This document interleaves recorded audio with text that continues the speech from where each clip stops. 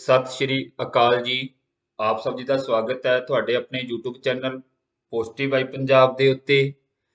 ਅੱਜ ਜਿਵੇਂ ਤੁਹਾਨੂੰ ਸਕਰੀਨ ਤੇ ਦਿਖ ਰਿਹਾ ਹੋਊਗਾ ਰਾਜੇ, ਮੈਂ ਲਿਖਿਆ ਹੋਇਆ ਵੀ ਗੁੱਡ ਨਿਊਜ਼ ਫॉर एवरीवन। ਇਹ ਗੁੱਡ ਨਿਊਜ਼ ਰਾਜੇ ਸਾਰਿਆਂ ਵਾਸਤੇ ਇਸ ਕਰਕੇ ਹੈ ਕਿ ਕਾਫੀ ਦੇਰ ਤੋਂ ਨਾ ਬੱਚੇ ਮੈਸੇਜ ਕਰ ਰਹੇ ਸੀਗੇ ਕਿ ਸਰ ਸਾਨੂੰ ਜੀਐਸ ਪੋਰਸ਼ਨ ਕਰਵਾ ਦਿਓ, ਕਿਉਂਕਿ ਅੱਗੇ ਪੀ ਟ੍ਰਿਪਲਸ ਬੀ ਕਲਰਕ ਦਾ, ਆਈਟੀ ਕਲਰਕ ਦਾ ਜਾਂ ਫਿਰ ਨੈਬ ਤਹਿਸੀਲਦਾਰ ਦਾ ਐਗਜ਼ਾਮ ਆਊਗਾ। ਤੇ ਤੁਹਾਨੂੰ ਪਤਾ ਵੀ ਥੋੜਾ ਜਿਹਾ ਸ਼ਡਿਊਲ ਬਿਜੀ ਸੀਗਾ। ਤੇ ਦੂਸਰਾ ਕਹਿੰਦੇ, ਜਿਵੇਂ ਤੁਹਾਡੇ ਸਾਹਮਣੇ ਗੁਰਬਾਣੀ ਦੀ ਤੁਕ ਲਿਖੀ ਹੋਈ ਹੈ ਵੀ ਜਿਉਂ ਜਿਉਂ ਤੇਰਾ ਹੁਕਮ ਤਿਵੇਂ ਤਿਉਂ ਹੋਵਣਾ। ਬੰਦਾ ਤਾਂ ਬਹੁਤ ਸੋਚਦਾ ਵਿਚਾਰਦਾ, ਬਟ ਜਿਵੇਂ ਜਿਵੇਂ ਉਹਦਾ ਹੁਕਮ ਹੁੰਦਾ ਫਿਰ ਉਵੇਂ ਉਵੇਂ ਕੰਮ ਹੁੰਦਾ ਹੈ। ਤੇ ਨਾਲੇ ਇੱਕ ਬਹੁਤ ਵਧੀਆ ਗੱਲ ਹੈ ਇਸ ਆਪਣੇ ਚੈਨਲ ਦੀ ਕਿ ਚਲੋ ਬੱਚੇ ਬਹੁਤ ਵਿਸ਼ਵਾਸ ਕਰਦੇ ਆ ਔਰ ਮੈਨੂੰ ਮੈਸੇਜ ਆਉਂਦੇ ਆ ਕਿ ਸਰ ਸਾਨੂੰ ਤੁਹਾਡੇ ਤੇ ਬਹੁਤ ਵਿਸ਼ਵਾਸ ਹੈ। ਤੇ ਚਲੋ as compare to other channel ਆਪਾਂ ਚਾਹੇ ਪੈਸੇ ਘੱਟ ਕਮਾਏ ਹੋਣਗੇ, ਬਟ ਆਪਾਂ ਬੰਦੇ ਬਹੁਤ ਕਮਾਏ ਆ, ਬੱਚੇ ਬਹੁਤ ਕਮਾਏ ਆ ਜਿਹੜੇ ਆਪਣੇ ਵਿਸ਼ਵਾਸ ਕਰਦੇ ਆ। ਤੇ ਇਸ ਕਰਕੇ ਉਹਨਾਂ ਦੇ ਵਾਸਤੇ ਚਲੋ ਟਾਈਮ ਟੂ ਟਾਈਮ ਮੇਰੀ ਵੀ ਇੱਕ ਹੁੰਦੀ ਹੈ ਵੀ ਉਹਨਾਂ ਨੂੰ ਇੱਕ ਵਧੀਆ ਕੰਟੈਂਟ ਪ੍ਰੋਵਾਈਡ ਕੀਤਾ ਜਾਵੇ, ਵੀ ਉਹਨਾਂ ਦੀ ਹੈਲਪ ਹੋ ਸਕੇ ਤਾਂ ਜੋ ਵੱਧ ਤੋਂ ਵੱਧ ਬੱਚੇ ਜੌਬ ਲੱਗ ਸਕਣ, ਤਾਂ ਜੋ ਉਹਨਾਂ ਨੂੰ ਰੋਜ਼ਗਾਰ ਮਿਲ ਸਕੇ। ਤੇ ਹਰੇਕ ਬੰਦਾ ਬੇਟੇ ਹਰੇਕ ਸਬਜੈਕਟ ਦੇ ਵਿੱਚ ਐਕਸਪਰਟ ਨਹੀਂ ਹੁੰਦਾ। ਤਾਂ ਇਸ ਕਰਕੇ ਤੁਹਾਡੇ ਵਾਸਤੇ ਜਿਹੜੀ ਅੱਜ ਗੁੱਡ ਨਿਊਜ਼ ਲੈ ਕੇ ਆਇਆ ਮੈਂ, ਉਹ ਕੀ ਲੈ ਕੇ ਆਇਆ ਆਪਾਂ ਚੱਲਦੇ ਹਾਂ ਅਗਲੀ ਸਲਾਈਡ ਦੇ ਉੱਪਰ। ਪੋਲਿਟੀ ਲੈ ਕੇ ਆਇਆ ਬੇਟੇ, ਕਿਉਂਕਿ ਪੋਲਿਟੀ ਇੱਕ ਇਦਾਂ ਦਾ ਟੌਪਿਕ ਹੈ ਜਾਂ ਸਬਜੈਕਟ ਕਹਿ ਲਓ ਜਿਹੜਾ ਕਿ ਹਰ ਇੱਕ ਪੇਪਰ ਦੇ ਵਿੱਚ ਆਉਣਾ ਹੀ ਆਉਣਾ ਹੈ। ਚਾਹੇ ਤੁਸੀਂ ਉਹ ਕਲੈਰੀਕਲ ਲੈਵਲ ਦਾ ਦੇ ਰਹੇ ਹੋ, ਠੀਕ ਹੈ, ਚਾਹੇ ਤੁਸੀਂ ਅਫਸਰ ਲੈਵਲ ਦਾ ਦੇ ਰਹੇ ਹੋ ਜਾਂ ਪੰਜਾਬ ਦਾ ਕੋਈ ਵੀ ਐਗਜ਼ਾਮ ਦੇ ਰਹੇ ਹੋ ਜਾਂ ਸੈਂਟਰ ਦਾ, ਉਹਦੇ ਵਿੱਚ ਪੋਲਿਟੀ ਤੋਂ ਘੱਟੋ ਘੱਟ 2 ਜਾਂ 4 ਕੁਐਸਚਨ ਆਉਂਦੇ ਹੀ ਆਉਂਦੇ ਆ। ਉਹ ਵੇਟੇਜ ਡਿਪੈਂਡ ਕਰਦੀ ਹੈ, ਵੈਰੀ ਕਰਦੀ ਹੈ ਐਗਜ਼ਾਮ ਟੂ ਐਗਜ਼ਾਮ। ਤਾਂ ਇਸ ਕਰਕੇ ਪੋਲਿਟੀ ਵਾਸਤੇ ਇੱਕ ਸਪੈਸ਼ਲ ਸੀਰੀਜ਼ ਆਪਾਂ ਸਟਾਰਟ ਕਰਨ ਜਾ ਰਹੇ ਹਾਂ ਅੱਜ, ਜਿਹਦੇ ਵਿੱਚ ਥਿਊਰੀ ਸਾਰੀ ਕਵਰ ਕਰਾਂਗੇ ਬਹੁਤ ਵਧੀਆ ਢੰਗ ਦੇ ਨਾਲ। ਕਿਉਂਕਿ ਤੁਹਾਨੂੰ ਮੈਂ ਅਕਸਰ ਕਹਿਣਾ ਹੁੰਦਾ ਵੀ ਕਿਸੇ ਵੀ ਐਗਜ਼ਾਮ ਨੂੰ ਕਰੈਕ ਕਰਨ ਦਾ ਰਾਈਟ ਮੈਥਡ ਕੀ ਹੈ, ਥਿਊਰੀ ਦੈਨ ਐਮਸੀਕਿਊ। ਜਿਹੜੇ ਬੱਚੇ ਡਾਇਰੈਕਟ ਐਮਸੀਕਿਊ ਕਰਦੇ ਬੇਟੇ ਉਹ ਹਮੇਸ਼ਾ ਮਾਰ ਖਾਂਦੇ ਹੀ ਖਾਂਦੇ ਆ। ਇਸ ਕਰਕੇ ਥਿਊਰੀ ਤੇ ਨਾਲ ਐਮਸੀਕਿਊ ਆਪਾਂ ਕਵਰ ਕਰਾਂਗੇ। ਇਹਨਾਂ ਨੂੰ ਕਵਰ ਕਰਾਉਣਗੇ ਜੀ ਆਪਣੇ ਬਹੁਤ ਹੀ ਪਿਆਰੇ ਮਿੱਤਰ ਨੇ ਮੰਗਲਪ੍ਰੀਤ ਸਿੰਘ, ਠੀਕ ਹੈ ਜੀ, ਸਰਦਾਰ ਮੰਗਲਪ੍ਰੀਤ ਸਿੰਘ ਜੀ। ਇਹ ਕਾਫੀ ਦੇਰ ਤੋਂ ਸਾਡਾ ਵਿਚਾਰ ਬਣ ਰਿਹਾ ਸੀਗਾ, ਬਹੁਤ ਵਧੀਆ ਜੀਐਸ ਕਰਾਉਂਦੇ ਨੇ ਇਹ, ਠੀਕ ਹੈ ਜੀ। ਇਹ ਆਪਣੀ ਨੌਲੇਜ ਤੁਹਾਡੇ ਨਾਲ ਸਪਰੈਡ ਕਰਨਾ ਚਾਹੁੰਦੇ ਸੀਗੇ, ਇਹ ਆਪਣੀਆਂ ਸਰਵਿਸਿਜ਼ ਦੇਣਾ ਚਾਹੁੰਦੇ ਸੀਗੇ। ਕਾਫੀ ਦੇਰ ਤੋਂ ਸਾਡੀ ਬਣ ਰਹੀ ਸੀਗੀ ਆਪਸ ਦੇ ਵਿੱਚ ਕਿ ਕਦੋਂ ਸਟਾਰਟ ਕਰੀਏ, ਲੇਕਿਨ ਜਦੋਂ ਜਦੋਂ ਪਰਮਾਤਮਾ ਦਾ ਹੁਕਮ ਹੁੰਦਾ ਫਿਰ ਉਵੇਂ ਕੰਮ ਹੁੰਦਾ ਹੈ।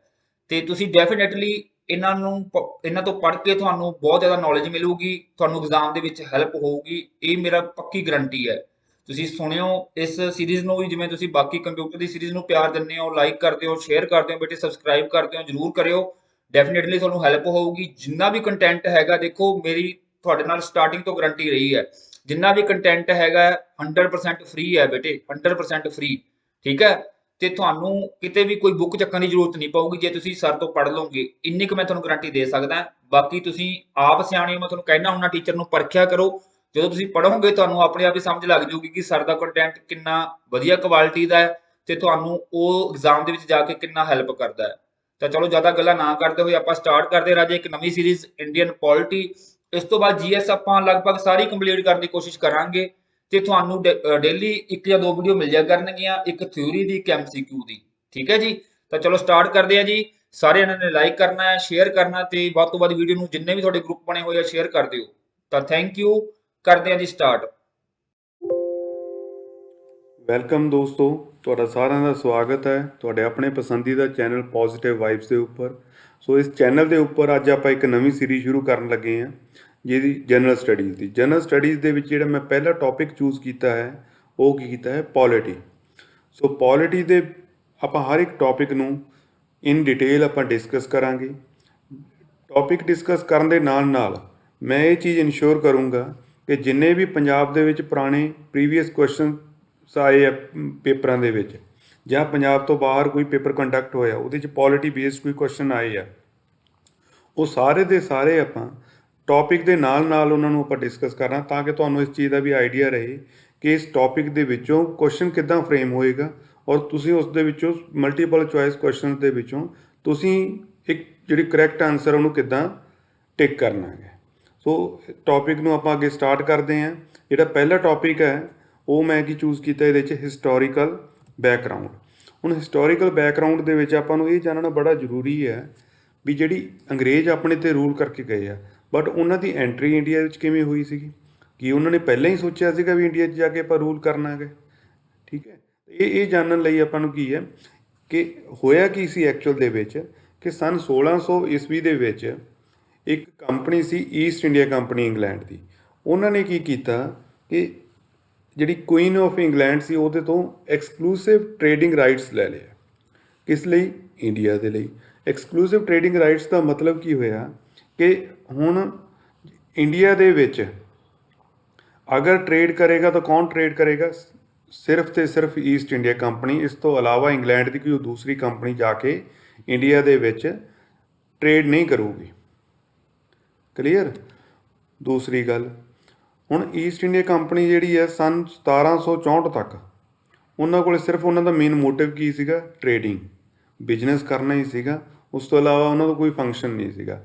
ਬਟ 1764 ਦੇ ਵਿੱਚ ਇਹੋ ਜਿਹਾ ਕੀ ਹੋਇਆ ਕਿ ਉਹਨਾਂ ਦਾ ਜਿਹੜਾ ਮਾਈਂਡ ਆ ਉਹ ਚੇਂਜ ਹੋ ਗਿਆ। ਮਤਲਬ ਉਹਨਾਂ ਨੇ ਕੀ ਕਰਨਾ, ਉਹ ਪੋਲੀਟੀਕਲੀ ਵੀ ਐਕਟਿਵ ਹੋ ਗਏ ਔਰ ਐਡਮਿਨਿਸਟ੍ਰੇਸ਼ਨ ਦੇ ਵਿੱਚ ਵੀ ਆਪਣਾ ਪਾਰਟੀਸਪੇਟ ਕਰਨਾ ਸ਼ੁਰੂ ਕਰਤਾ। ਹੋਇਆ ਕੀ ਸੀਗਾ, ਆਪ ਨੂੰ ਸਭ ਨੂੰ ਪਤਾ 1764 ਦੇ ਵਿੱਚ ਆਪਣੇ ਕੋਲੇ ਬੈਟਲ ਆਫ ਬਕਸਰ ਇੱਕ ਹੋਈ ਹੈ। ਹੁਣ ਬੈਟਲ ਆਫ ਬਕਸਰ ਕਿਸ ਕਿਸ ਦੇ ਵਿਚਕਾਰ ਹੋਈ ਸੀਗੀ? ਹੈ ਇਹ ਮਾਡਰਨ ਹਿਸਟਰੀ ਦਾ ਕੁਐਸਚਨ ਆ, ਪਰ ਇਹ ਹੈ ਕਿ ਤਾਂ ਪੋਲੀਟੀਕਲੀ ਪੋਲਿਟੀ ਬੇਸਡ ਆਪਾਂ ਡਿਸਕਸ ਕਰ ਰਹੇ ਹਾਂ ਕਿ ਜਿਹੜੀ ਮਾਡਰਨ ਬੈਟਲ ਆਫ ਬਕਸਰ ਹੈ ਉਹ ਕਿਸ ਕਿਸ ਦੇ ਵਿਚਕਾਰ ਹੋਈ ਹੈ? ਅੰਗਰੇਜ਼ਾਂ ਔਰ ਟ੍ਰਿਪਲ ਅਲਾਇੰਸ ਦੇ। ਅੰਗਰੇਜ਼ਾਂ ਵਾਲੀ ਸਾਈਡ ਤੋਂ ਹੈਕਟਰ ਮੁਨਰੋ ਲੜ ਰਿਹਾ ਸੀਗਾ ਔਰ ਟ੍ਰਿਪਲ ਅਲਾਇੰਸ ਤੋਂ ਇੱਕ ਪਾਰਟੀ ਸੀਗੀ ਜਾਂ ਇੱਕ ਬੰਦਾ ਸੀਗਾ ਜਿਹਦਾ ਨਾਮ ਕੀ ਸੀਗਾ? ਸ਼ਾਹ ਆਲਮ ਟੂ। ਹੁਣ ਜਦੋਂ ਅੰਗਰੇਜ਼ ਜਿੱਤ ਗਏ ਤਾਂ ਸ਼ਾਹ ਆਲਮ ਟੂ ਨੂੰ ਕੀ ਕਰਨਾ ਪਿਆ? ਦੀਵਾਨੀ ਰਾਈਟਸ ਦੇਣੇ ਪਏ। ਕਿੱਥੋਂ ਕਿੱਥੋਂ ਦੇ ਦੀਵਾਨੀ ਰਾਈਟਸ? ਬੰਗਾਲ ਦੇ ਦੀਵਾਨੀ ਰਾਈਟਸ, ਬਿਹਾਰ ਦੇ ਦੀਵਾਨੀ ਰਾਈਟਸ ਐਂਡ ਉੜੀਸਾ ਦੇ ਦੀਵਾਨੀ ਰਾਈਟਸ। ਹੁਣ ਦੀਵਾਨੀ ਰਾਈਟਸ ਦਾ ਮਤਲਬ ਕੀ ਹੈ? ਇਹਦਾ ਮਤਲਬ ਇਹ ਹੈ ਕਿ ਹੁਣ ਅੰਗਰੇਜ਼ ਜਿਹੜੇ ਹੈ ਬੰਗਾਲ ਤੋਂ, ਬਿਹਾਰ ਤੋਂ ਅਤੇ ਉੜੀਸਾ ਤੋਂ ਇਹ ਕੀ ਕਰ ਸਕਦੇ? ਹੁਣ ਟੈਕਸ ਕਲੈਕਟ ਕਰ ਸਕਦੇ ਆ, ਹੈ ਨਾ।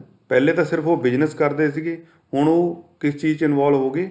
ਟੈਕਸ ਕਲੈਕਸ਼ਨ ਦੇ ਵਿੱਚ। ਹੁਣ ਇਸ ਦੇ ਨਾਲ ਹੋਇਆ ਕੀ ਆ ਕਿ ਪਹਿਲੇ ਬਿਜ਼ਨਸ ਤੋਂ ਥੋੜ੍ਹਾ ਪ੍ਰੋਫਿਟ ਹੁੰਦਾ ਸੀਗਾ, ਟੈਕਸ ਦੇ ਨਾਲ ਕੀ ਹੋਰ ਪ੍ਰੋਫਿਟ ਵੱਧ ਗਿਆ। ਪ੍ਰੋਫਿਟ ਵੱਧ ਗਿਆ ਮੀਨਸ ਉਹਨਾਂ ਦਾ ਰੈਵਨਿਊ ਹੋਰ ਵੱਧ ਗਿਆ। ਰੈਵਨਿਊ ਹੋਰ ਵੱਧ ਗਿਆ ਤਾਂ ਉਹਨਾਂ ਦਾ ਲਾਲਚ ਵੀ ਵੱਧ ਗਿਆ। ਹੁਣ ਉਹਨਾਂ ਨੇ ਕੀ ਸੋਚਿਆ ਵੀ ਕਿਉਂ ਨਾ ਹੋਰ ਟੈਰੀਟਰੀਜ਼ ਨੂੰ ਵੀ ਨਾਲ ਜੋੜਿਆ ਜਾਵੇ ਤਾਂ ਕਿ ਟੈਕਸ ਕਲੈਕਸ਼ਨ ਵੀ ਵੱਧ ਜੇ, ਰੈਵਨਿਊ ਵੀ ਵੱਧ ਜੇ ਅਤੇ ਜਿਹੜਾ ਜਿੰਨਾ ਵੀ ਪ੍ਰੋਫਿਟ ਹੋਏਗਾ ਉਹ ਸਾਰਾ ਆਪਾਂ ਇੰਗਲੈਂਡ ਲੈ ਕੇ ਚਲੇ ਜਾਈਏ। ਸੋ ਇਨ ਦਿਸ ਵੇ ਜਿਹੜੀ ਬ੍ਰਿਟਿਸ਼ ਪਾਵਰ ਸੀਗੀ ਉਹ ਗ੍ਰੈਜੂਅਲੀ ਐਕਟਿਵ ਕਿਹਦੇ 'ਚ ਹੋ ਗਈ? ਗ੍ਰੈਜੂਅਲੀ ਐਕਟਿਵ ਹੋ ਗਈ ਪੋਲੀਟੀਕਲ ਐਂਡ ਐਡਮਿਨਿਸਟ੍ਰੇਟਿਵ ਫੰਕਸ਼ਨਸ ਦੇ ਵਿੱਚ। ਠੀਕ ਹੈ, ਸਟਾਰਟਿੰਗ 'ਚ ਬਿਜ਼ਨਸ ਕਰਨਾ ਹੀ, ਪਰ 1764 ਤੋਂ ਬਾਅਦ ਉਹ ਕੀ ਕਿਸ ਚੀਜ਼ 'ਚ ਕਨਵਰਟ ਹੋ ਗਈ ਹੈ? ਪੋਲੀਟੀਕਲੀ ਔਰ ਐਡਮਿਨਿਸਟ੍ਰੇਟਿਵ ਫੰਕਸ਼ਨ ਦੇ ਵਿੱਚ ਇਨਵੋਲਵ ਹੋ ਗਈ ਹੈ। ਹੁਣ ਦੇਖੋ ਆਪਾਂ ਸਾਰੇ ਦਾ ਸਾਰਾ ਪੀਰੀਅਡ 1600 ਤੋਂ ਲੈ ਕੇ ਜਦੋਂ ਤੋਂ ਈਸਟ ਇੰਡੀਆ ਕੰਪਨੀ ਬਣੀ ਹੈ ਉਸ ਤੋਂ ਲੈ ਕੇ ਜਦ ਤੱਕ ਆਪਣਾ ਦੇਸ਼ ਆਜ਼ਾਦ ਨਹੀਂ ਹੋਇਆ 1947 ਤੱਕ, ਇਹਨੂੰ ਆਪਾਂ ਦੋ ਕੈਟਾਗਰੀਜ਼ ਦੇ ਵਿੱਚ ਡਿਵਾਈਡ ਕੀਤਾ ਗਿਆ। ਇੱਕ ਕੈਟਾਗਰੀ ਨੂੰ ਆਪਾਂ ਬੋਲਾਂਗੇ ਕੰਪਨੀ ਰੂਲ ਔਰ ਦੂਸਰੀ ਕੈਟਾਗਰੀ ਨੂੰ ਆਪਾਂ ਕੀ ਬੋਲਾਂਗੇ? Crown rule. ਕੰਪਨੀ ਰੂਲ ਦਾ ਮਤਲਬ ਕੀ ਹੈ ਕਿ ਇੰਡੀਆ ਦੇ ਉੱਪਰ ਜੋ ਰੂਲ ਕਰ ਰਹੀ ਸੀ ਉਹ ਕੰਪਨੀ ਰੂਲ ਕਰ ਰਹੀ ਸੀਗੀ, ਬਟ ਉਹਨੂੰ ਡਾਇਰੈਕਸ਼ਨ ਕਿੱਥੋਂ ਮਿਲ ਰਹੀ ਸੀਗੀ? ਬ੍ਰਿਟਿਸ਼ ਗਵਰਨਮੈਂਟ ਤੋਂ। ਰੂਲ ਕੰਪਨੀ ਕਰ ਰਹੀ ਸੀਗੀ, ਡਾਇਰੈਕਸ਼ਨ ਕਿੱਥੋਂ ਮਿਲ ਰਹੀ ਸੀ? ਬ੍ਰਿਟਿਸ਼ ਗਵਰਨਮੈਂਟ ਤੋਂ। ਹੁਣ ਡਾਇਰੈਕਸ਼ਨ ਕਿਵੇਂ ਮਿਲੂਗੀ? In the form of acts, regulations. So it means ਆਪਣੇ ਕੋਲ ਡਿਫਰੈਂਟ ਆ ਜਿਹੜੇ ਆਏ ਐਕਟਸ, ਰੈਗੂਲੇਟਿੰਗ ਐਕਟ 1773, 84, 1833, 1853, ਇਹ ਸਾਰੇ ਕਿਉਂ ਆਏ ਆ? To regulate the control of East India Company. Clear? ਕਿਉਂਕਿ ਈਸਟ ਇੰਡੀਆ ਕੰਪਨੀ ਰੂਲ ਕਰ ਰਹੀ ਸੀਗੀ ਤਾਂ ਉਹਨਾਂ ਨੂੰ ਰੈਗੂਲੇਟ ਕਰਨ ਦੇ ਲਈ ਕੀ ਕੀਤਾ ਇਹਨਾਂ ਨੇ? ਡਿਫਰੈਂਟ ਇਹ ਰੈਗੂਲੇਟਿੰਗ ਐਕਟਸ ਲੈ ਕੇ ਆ ਗਏ ਆਪਣੇ ਕੋਲ। ਕਲੀਅਰ? ਨੈਕਸਟ ਆਪਾਂ ਦੇਖਦੇ ਹਾਂ ਹੁਣ ਜਿਹੜਾ ਸਭ ਤੋਂ ਪਹਿਲਾਂ ਆਪਣੇ ਕੋਲ ਰੈਗੂਲੇਟਿੰਗ ਐਕਟ ਆਇਆ ਹੈਗਾ 1773। ਹੁਣ ਉਹਦੀ ਜ਼ਰੂਰਤ ਕਿਉਂ ਪਈ? ਰੀਜ਼ਨ ਕੀ ਸੀਗਾ ਉਹਦਾ? ਸਭ ਤੋਂ ਪਹਿਲਾ ਰੀਜ਼ਨ ਤਾਂ ਉਹਦਾ ਇਹੀ ਸੀਗਾ ਕਿ lack of proper central authority. ਕੋਈ ਵੀ ਇੱਕ ਸੈਂਟਰਲ ਅਥਾਰਟੀ ਨਹੀਂ ਸੀਗਾ ਜਿਹਨੂੰ ਆਪਾਂ ਜਾ ਕੇ ਪੁੱਛ ਲਈ ਵੀ ਹਾਂ ਤੁਸੀਂ ਦੱਸੋ ਵੀ ਆਪਣਾ ਹਿਸਾਬ ਕਿਤਾਬ ਦਿਓ ਵੀ ਕਿੰਨਾ ਪ੍ਰੋਫਿਟ ਹੋਇਆ, ਕਿੰਨਾ ਤੁਹਾਡਾ ਉਹਦੇ ਐਕਸਪੈਂਡੀਚਰ ਹੋਇਆ, ਕਿੱਥੋਂ ਰੈਵਨਿਊ ਆਇਆ ਆਪਣੇ ਕੋਲੇ। ਠੀਕ ਹੈ, ਤਾਂ ਇੱਦਾਂ ਦੀ ਕੋਈ ਸੈਂਟਰਲ ਅਥਾਰਟੀ ਨਹੀਂ ਸੀਗੀ, ਇਸ ਲਈ ਉਹਨਾਂ ਨੇ ਕੋਈ ਨਾ ਕੋਈ ਉਹਨੂੰ ਸੈਂਟਰਲਾਈਜ਼ ਕਰਨ ਲਈ ਕੋਈ ਨਾ ਕੋਈ ਕੰਮ ਕਰਨਾ ਸੀਗਾ। ਸੈਕਿੰਡ ਗੱਲ ਕੀ ਹੋਈ? ਕਰਪਸ਼ਨ। ਹੁਣ ਦੇਖੋ ਅੰਗਰੇਜ਼ ਜਿਹੜੀ ਈਸਟ ਇੰਡੀਆ ਕੰਪਨੀ ਆ ਉਹ ਵੀ ਤਾਂ ਅੰਗਰੇਜ਼ ਸੀਗੇ, ਜਿਨ੍ਹਾਂ ਨੇ ਪ੍ਰੋਫਿਟ ਲੈਣਾ ਉਹ ਵੀ ਅੰਗਰੇਜ਼ ਸੀਗੇ। ਹੁਣ ਦੋਨੋਂ ਚਲਾਕ ਬੰਦੇ ਇਕੱਠੇ ਹੋ ਗਏ ਤਾਂ ਉਹਨਾਂ ਨੇ ਕੀ ਕੀਤਾ? ਜਿਹੜੇ ਕਰਪਸ਼ਨ ਸ਼ੁਰੂ ਕਰਤੀ ਹੈ। ਕਰਪਸ਼ਨ ਨੂੰ ਕੀ ਹੈ? ਹੁਣ ਕਰਪਸ਼ਨ ਨੂੰ ਅੰਗਰੇਜ਼ਾਂ ਨੂੰ ਵੀ ਪਤਾ ਲੱਗ ਗਿਆ, ਬ੍ਰਿਟਿਸ਼ਰਸ ਨੂੰ, ਕਿ ਜਿਹੜੀ ਈਸਟ ਇੰਡੀਆ ਕੰਪਨੀ ਹੈ, ਕੰਪਨੀ ਤਾਂ ਉੱਤੇ ਪ੍ਰੋਫਿਟ ਤਾਂ ਉਹ ਅਰਨ ਕਰ ਰਹੇ ਆ, ਬਟ ਜਿਹੜਾ ਪ੍ਰੋਫਿਟ ਆ ਉਹ ਇੰਗਲੈਂਡ ਨੂੰ ਨਹੀਂ ਆ ਰਿਹਾ। ਇਟ ਮੀਨਸ ਕਿਤੇ ਨਾ ਕਿਤੇ ਕਰਪਸ਼ਨ ਸੀਗੀ। ਉਸ ਚੀਜ਼ ਨੂੰ ਟਰੇਸ ਕਰਨ ਲਈ ਵੀ ਉਹਨਾਂ ਨੇ ਕੀ ਹੈ, ਕੋਈ ਨਾ ਕੋਈ ਪਾਲਿਸੀ ਬਣਾਈ ਹੈ। ਤੀਜੀ ਗੱਲ, ਟੈਰੀਟੋਰੀਅਲ ਐਕਸਪੈਂਸ਼ਨ। ਹੁਣ ਪਾਲਿਸੀਜ਼ ਉਹਨਾਂ ਨੇ ਇਸ ਤਰੀਕੇ ਨਾਲ ਬਣਾਈਆਂ ਤਾਂ ਕਿ ਜਿਹੜੀ ਹੈਗੀ ਆ, ਜਿਹੜਾ ਅੰਗਰੇਜ਼ ਸਾਮਰਾਜ ਆ, ਉਹਨੂੰ ਆਪਾਂ ਐਕਸਪੈਂਡ ਕਰ ਸਕੀਏ। ਠੀਕ ਹੈ, ਉਹਦੇ ਲਈ ਵੀ ਉਹਨਾਂ ਨੇ ਪਾਲਿਸੀ ਬਣਾਈ ਹੈ। ਫੋਰਥ ਵਨ ਆਪਣੇ ਕੋਲ ਕੀ ਆ ਗਿਆ, ਪ੍ਰੋਪਰ ਜੁਡੀਸ਼ੀਅਲ ਐਡਮਿਨਿਸਟ੍ਰੇਸ਼ਨ, ਤਾਂ ਕਿ ਉਹਨਾਂ ਕੋਲ ਸਿਵਲ ਰਾਈਟਸ ਵੀ ਆ ਜਾਣ। ਸਿਰਫ ਇਹੀ ਨਹੀਂ ਹੈ ਕਿ ਉਹ ਕਿਸੇ ਲਈ ਸਿਰਫ ਬਿਜ਼ਨਸ ਹੀ ਕਰਦੇ ਰਹਿਣ, ਉਹਨਾਂ ਕੋਲ ਸਿਵਲ ਰਾਈਟਸ ਵੀ ਕੋਈ ਨਾ ਕੋਈ ਚਾਹੀਦੇ ਆ। ਔਰ last and the most important ਕੀ ਹੈ, deteriorating the financial condition of the company. ਦੇਖੋ ਪ੍ਰੋਬਲਮ ਕੀ ਆਈ ਸੀਗੀ ਵੀ ਅੰਗਰੇਜ਼ਾਂ ਨੇ, ਜਿਹੜੇ ਬ੍ਰਿਟਿਸ਼ ਗਵਰਨਮੈਂਟ ਆ, ਉਹਨਾਂ ਨੇ ਕੀ ਦੇਖਿਆ, ਜਿਹੜੇ ਈਸਟ ਇੰਡੀਆ ਕੰਪਨੀ ਆ ਉਹ ਤਾਂ ਘਾਟੇ 'ਚ ਜਾ ਰਹੀ ਆ, ਬਟ ਜਿਹੜੇ ਈਸਟ ਇੰਡੀਆ ਕੰਪਨੀ ਦੇ EMPLOYEES ਆ ਉਹ ਡੇ ਬਾਏ ਡੇ ਅਮੀਰ ਹੋਈ ਜਾਂਦੇ ਆ। ਇਟ ਮੀਨਸ ਕਿਤੇ ਨਾ ਕਿਤੇ ਇੱਥੇ ਗੈਪ ਸੀ। ਤਾਂ ਉਹ ਗੈਪ ਕਵਰ ਕਰਨ ਦੇ ਲਈ ਉਹਨਾਂ ਨੇ ਕੀ ਕੀਤਾ, ਆਪਣੇ ਕੋਲ ਡਿਫਰੈਂਟ ਰੈਗੂਲੇਟਿੰਗ ਐਕਟਸ ਲੈ ਕੇ ਆਏ। ਜਿਹੜੇ ਆਪਾਂ ਇਹ ਰੈਗੂਲੇਟਿੰਗ ਐਕਟਸ ਕਿਉਂ ਲੈ ਕੇ ਆਏ ਆ, to regulate the control of the company. ਠੀਕ ਹੈ, ਇਹ ਸਾਰੇ ਦੇ ਸਾਰੇ ਆਪਾਂ ਜਿਹੜੇ ਕੰਪਨੀ ਰੂਲ ਨੂੰ ਆਪਾਂ ਕੈਟਾਗਰਾਈਜ਼ ਕਰ ਲਿਆ ਇੱਕ ਪਰਟੀਕੂਲਰ ਪੀਰੀਅਡ ਦੇ ਵਿੱਚ। ਉਹ ਕਿੱਥੋਂ ਲੈ ਕੇ ਕਿੱਥੇ ਤੱਕ ਹੈ, ਪੀਰੀਅਡ ਹੈਗਾ 1773 ਤੋਂ ਲੈ ਕੇ 1858 ਤੱਕ। ਹੁਣ ਸਭ ਤੋਂ ਪਹਿਲਾਂ ਜਿਹੜਾ ਐਕਟ ਆਇਆ, ਰੈਗੂਲੇਟਿੰਗ ਐਕਟ 1773। ਦੇਖੋ ਸਭ ਤੋਂ ਪਹਿਲਾਂ ਤਾਂ ਸੀਗਾ ਵੀ ਇਹਨਾਂ ਨੇ ਕੀ ਕੀਤਾ ਸੀਗਾ ਵੀ ਇੱਕ ਇਹਨਾਂ ਕੋਲ ਮੇਨ ਇਹ ਚਾਹੀਦਾ ਵੀ ਸਾਡੇ ਕੋਲ ਇੱਕ ਬੰਦਾ ਚਾਹੀਦਾ ਜਿਹਨੂੰ ਅਸੀਂ ਪੁੱਛੀਏ ਵੀ ਕਿੰਨਾ ਪ੍ਰੋਫਿਟ ਹੋਇਆ, ਕਿੰਨਾ ਤੁਹਾਡੇ ਐਕਸਪੈਂਸਿਸ ਆਏ, ਕਿੱਥੋਂ ਕਿੱਥੋਂ ਟੈਕਸਿਸ ਕਲੈਕਟ ਕੀਤੇ। ਕਲੀਅਰ। ਤਾਂ ਉਹਦੇ ਲਈ ਇਹਨਾਂ ਨੇ ਕੀ ਕੀਤਾ, ਪਹਿਲਾਂ ਕੀ ਹੁੰਦਾ ਸੀਗਾ ਕਿ ਗਵਰਨਰ ਆਫ ਬੰਗਾਲ ਅਲੱਗ ਹੁੰਦਾ ਸੀਗਾ, ਉਹ ਅਲੱਗ ਰਿਪੋਰਟ ਕਰਦਾ ਸੀਗਾ। ਗਵਰਨਰ ਆਫ ਬੰਬੇ ਅਲੱਗ ਰਿਪੋਰਟ ਕਰਦਾ ਸੀਗਾ, ਅਤੇ ਗਵਰਨਰ ਆਫ ਮਦਰਾਸ ਜਿਹੜਾ ਸੀਗਾ ਉਹ ਅਲੱਗ ਰਿਪੋਰਟ ਕਰਦਾ ਸੀਗਾ। ਸਭ ਤੋਂ ਪਹਿਲਾਂ ਇਹਨਾਂ ਨੇ ਕੀ ਕੀਤਾ ਕਿ ਇਸ ਚੀਜ਼ ਨੂੰ ਸੈਂਟਰਲਾਈਜ਼ ਕਰਤਾ। ਸੈਂਟਰਲਾਈਜ਼ ਕੀ ਕਰਤਾ, ਜਿਹੜਾ ਗਵਰਨਰ ਆਫ ਬੰਗਾਲ ਆ ਉਹਨੂੰ ਕੀ ਬਣਾਤਾ ਸੀਗਾ, ਗਵਰਨਰ ਜਨਰਲ ਆਫ ਬੰਗਾਲ। ਸਭ ਤੋਂ ਜਿਹੜੀ ਇੰਪੋਰਟੈਂਟ ਗੱਲ ਹੈ, ਰੈਗੂਲੇਟਿੰਗ ਐਕਟ 1773 ਦੇ ਵਿੱਚ ਕੀ ਹੋਈ ਹੈ ਕਿ ਗਵਰਨਰ ਆਫ ਬੰਗਾਲ ਨੂੰ ਕੀ ਬਣਾਤਾ, ਗਵਰਨਰ ਜਨਰਲ ਆਫ ਬੰਗਾਲ। ਔਰ ਕਿਹੜਾ ਬੰਦਾ ਸੀਗਾ ਉਹ, ਵਾਰਨ ਹੇਸਟਿੰਗ। ਇਹ ਵੀ ਕੁਐਸਚਨ ਬਣਦਾ ਹੈ ਕਿ ਕਿਹੜਾ first governor general of Bengal ਕੌਣ ਬਣਿਆ ਸੀਗਾ, ਵਾਰਨ ਹੇਸਟਿੰਗ। ਠੀਕ ਹੈ, ਔਰ ਜਿਹੜੇ ਬੰਬੇ ਔਰ ਮਦਰਾਸ ਸੀਗੇ ਉਹ ਤੁਹਾਡੇ ਪ੍ਰੈਜ਼ੀਡੈਂਸੀਜ਼ ਅਲੱਗ ਤੋਂ ਬਣ ਗਈਆਂ ਸੀਗੀਆਂ। ਹੁਣ ਇਹਦੇ 'ਚ ਦੋ ਕੁਐਸਚਨ ਬਣਦੇ ਆ ਕਿ ਰੈਗੂਲੇਟਿੰਗ ਐਕਟ 1773 ਦੇ ਵਿੱਚ ਕੀ ਜਿਹੜੇ ਨਵੇਂ ਫਾਰਮੇਸ਼ਨ ਹੋਈ ਹੈ ਜਾਂ ਕੀ ਨਵੀਆਂ ਚੀਜ਼ਾਂ ਇੰਟਰੋਡਿਊਸ ਹੋਈਆਂ। ਪਹਿਲੀ ਗੱਲ ਤਾਂ ਇਹੀ ਹੋ ਗਈ ਆਪਣੇ ਕੋਲੇ ਕਿ ਜਿਹੜਾ ਵਾਰਨ ਹੇਸਟਿੰਗ ਸੀਗਾ ਉਹਨੂੰ ਕੀ ਬਣਾਤਾ ਸੀਗਾ, ਗਵਰਨਰ ਜਨਰਲ ਆਫ ਬੰਗਾਲ। ਪਹਿਲਾਂ ਗਵਰਨਰ ਆਫ ਬੰਗਾਲ ਸੀਗਾ, ਹੁਣ ਗਵਰਨਰ ਜਨਰਲ ਆਫ ਬੰਗਾਲ ਬਣ ਗਏ। ਇਟ ਮੀਨ ਜਿਹੜੇ ਸੀਗੇ governor of Bombay and governor of Madras, ਉਹ ਕਿਹਨੂੰ ਰਿਪੋਰਟ ਕਰਨਗੇ, ਗਵਰਨਰ ਜਨਰਲ ਆਫ ਬੰਗਾਲ ਨੂੰ ਰਿਪੋਰਟ ਕਰਨਗੇ। ਦੂਸਰਾ ਪੁਆਇੰਟ ਇਹਦੇ ਵਿੱਚ ਕੀ ਹੋਇਆ ਹੈਗਾ ਕਿ establishment of supreme court at Calcutta. ਜਿਹੜਾ ਫੋਰਟ ਵਿਲੀਅਮ ਸੀਗਾ ਉੱਥੇ ਇਹਨਾਂ ਨੇ ਕੀ ਇਸਟੈਬਲਿਸ਼ ਕਰ ਲਿਆ, ਸੁਪਰੀਮ ਕੋਰਟ ਕਰ ਲਿਆ। ਕਦੋਂ ਕੀਤਾ, 1764 ਦੇ ਵਿੱਚ। ਕਿਸ ਐਕਟ ਦੇ ਅੰਡਰ, ਰੈਗੂਲੇਟਿੰਗ ਐਕਟ। ਕਿਹੜਾ regulating act, regulating act of 1773। Clear. ਦੋ ਪੁਆਇੰਟ ਹੋ ਗਏ ਰੈਗੂਲੇਟਿੰਗ ਐਕਟ ਦੇ ਬੇਸਡ। ਇੱਕ ਤਾਂ ਇਹ ਹੈ ਕਿ governor of Bengal now become governor general of Bengal. ਦੂਸਰਾ ਕੀ ਹੈ ਕਿ during this act, under this act they have established supreme court at Calcutta at fort William. ਠੀਕ, ਕਲੀਅਰ। ਦੋ ਪੁਆਇੰਟ ਹੋ ਗਏ। ਹੁਣ ਆ ਗਿਆ ਦੂਸਰਾ। ਜਦੋਂ ਵੀ ਰੈਗੂਲੇਟਿੰਗ ਐਕਟ ਆਏ ਸੀਗੇ ਤਾਂ ਉਦੋਂ ਇਹ ਰੈਗੂਲੇਟਿੰਗ ਐਕਟ ਲਈ ਇਹਨਾਂ ਨੇ ਕੀ ਡਿਸਾਈਡ ਕੀਤਾ ਸੀਗਾ ਕਿ ਹਰ ਇੱਕ ਰੈਗੂਲੇਟਿੰਗ ਜਿਹੜਾ ਐਕਟ ਹੈ ਉਹ ਕਦੋਂ ਆਏਗਾ, 20 ਸਾਲ ਬਾਅਦ, 20 ਈਅਰਸ ਵਿੱਚ ਆਏਗਾ। ਇਟ ਮੀਨ ਪਹਿਲਾਂ ਅਗਰ 1773 ਦੇ ਵਿੱਚ ਆਇਆ ਤਾਂ ਨੈਕਸਟ ਕਦੋਂ ਆਊਗਾ, 1793 ਦੇ ਵਿੱਚ।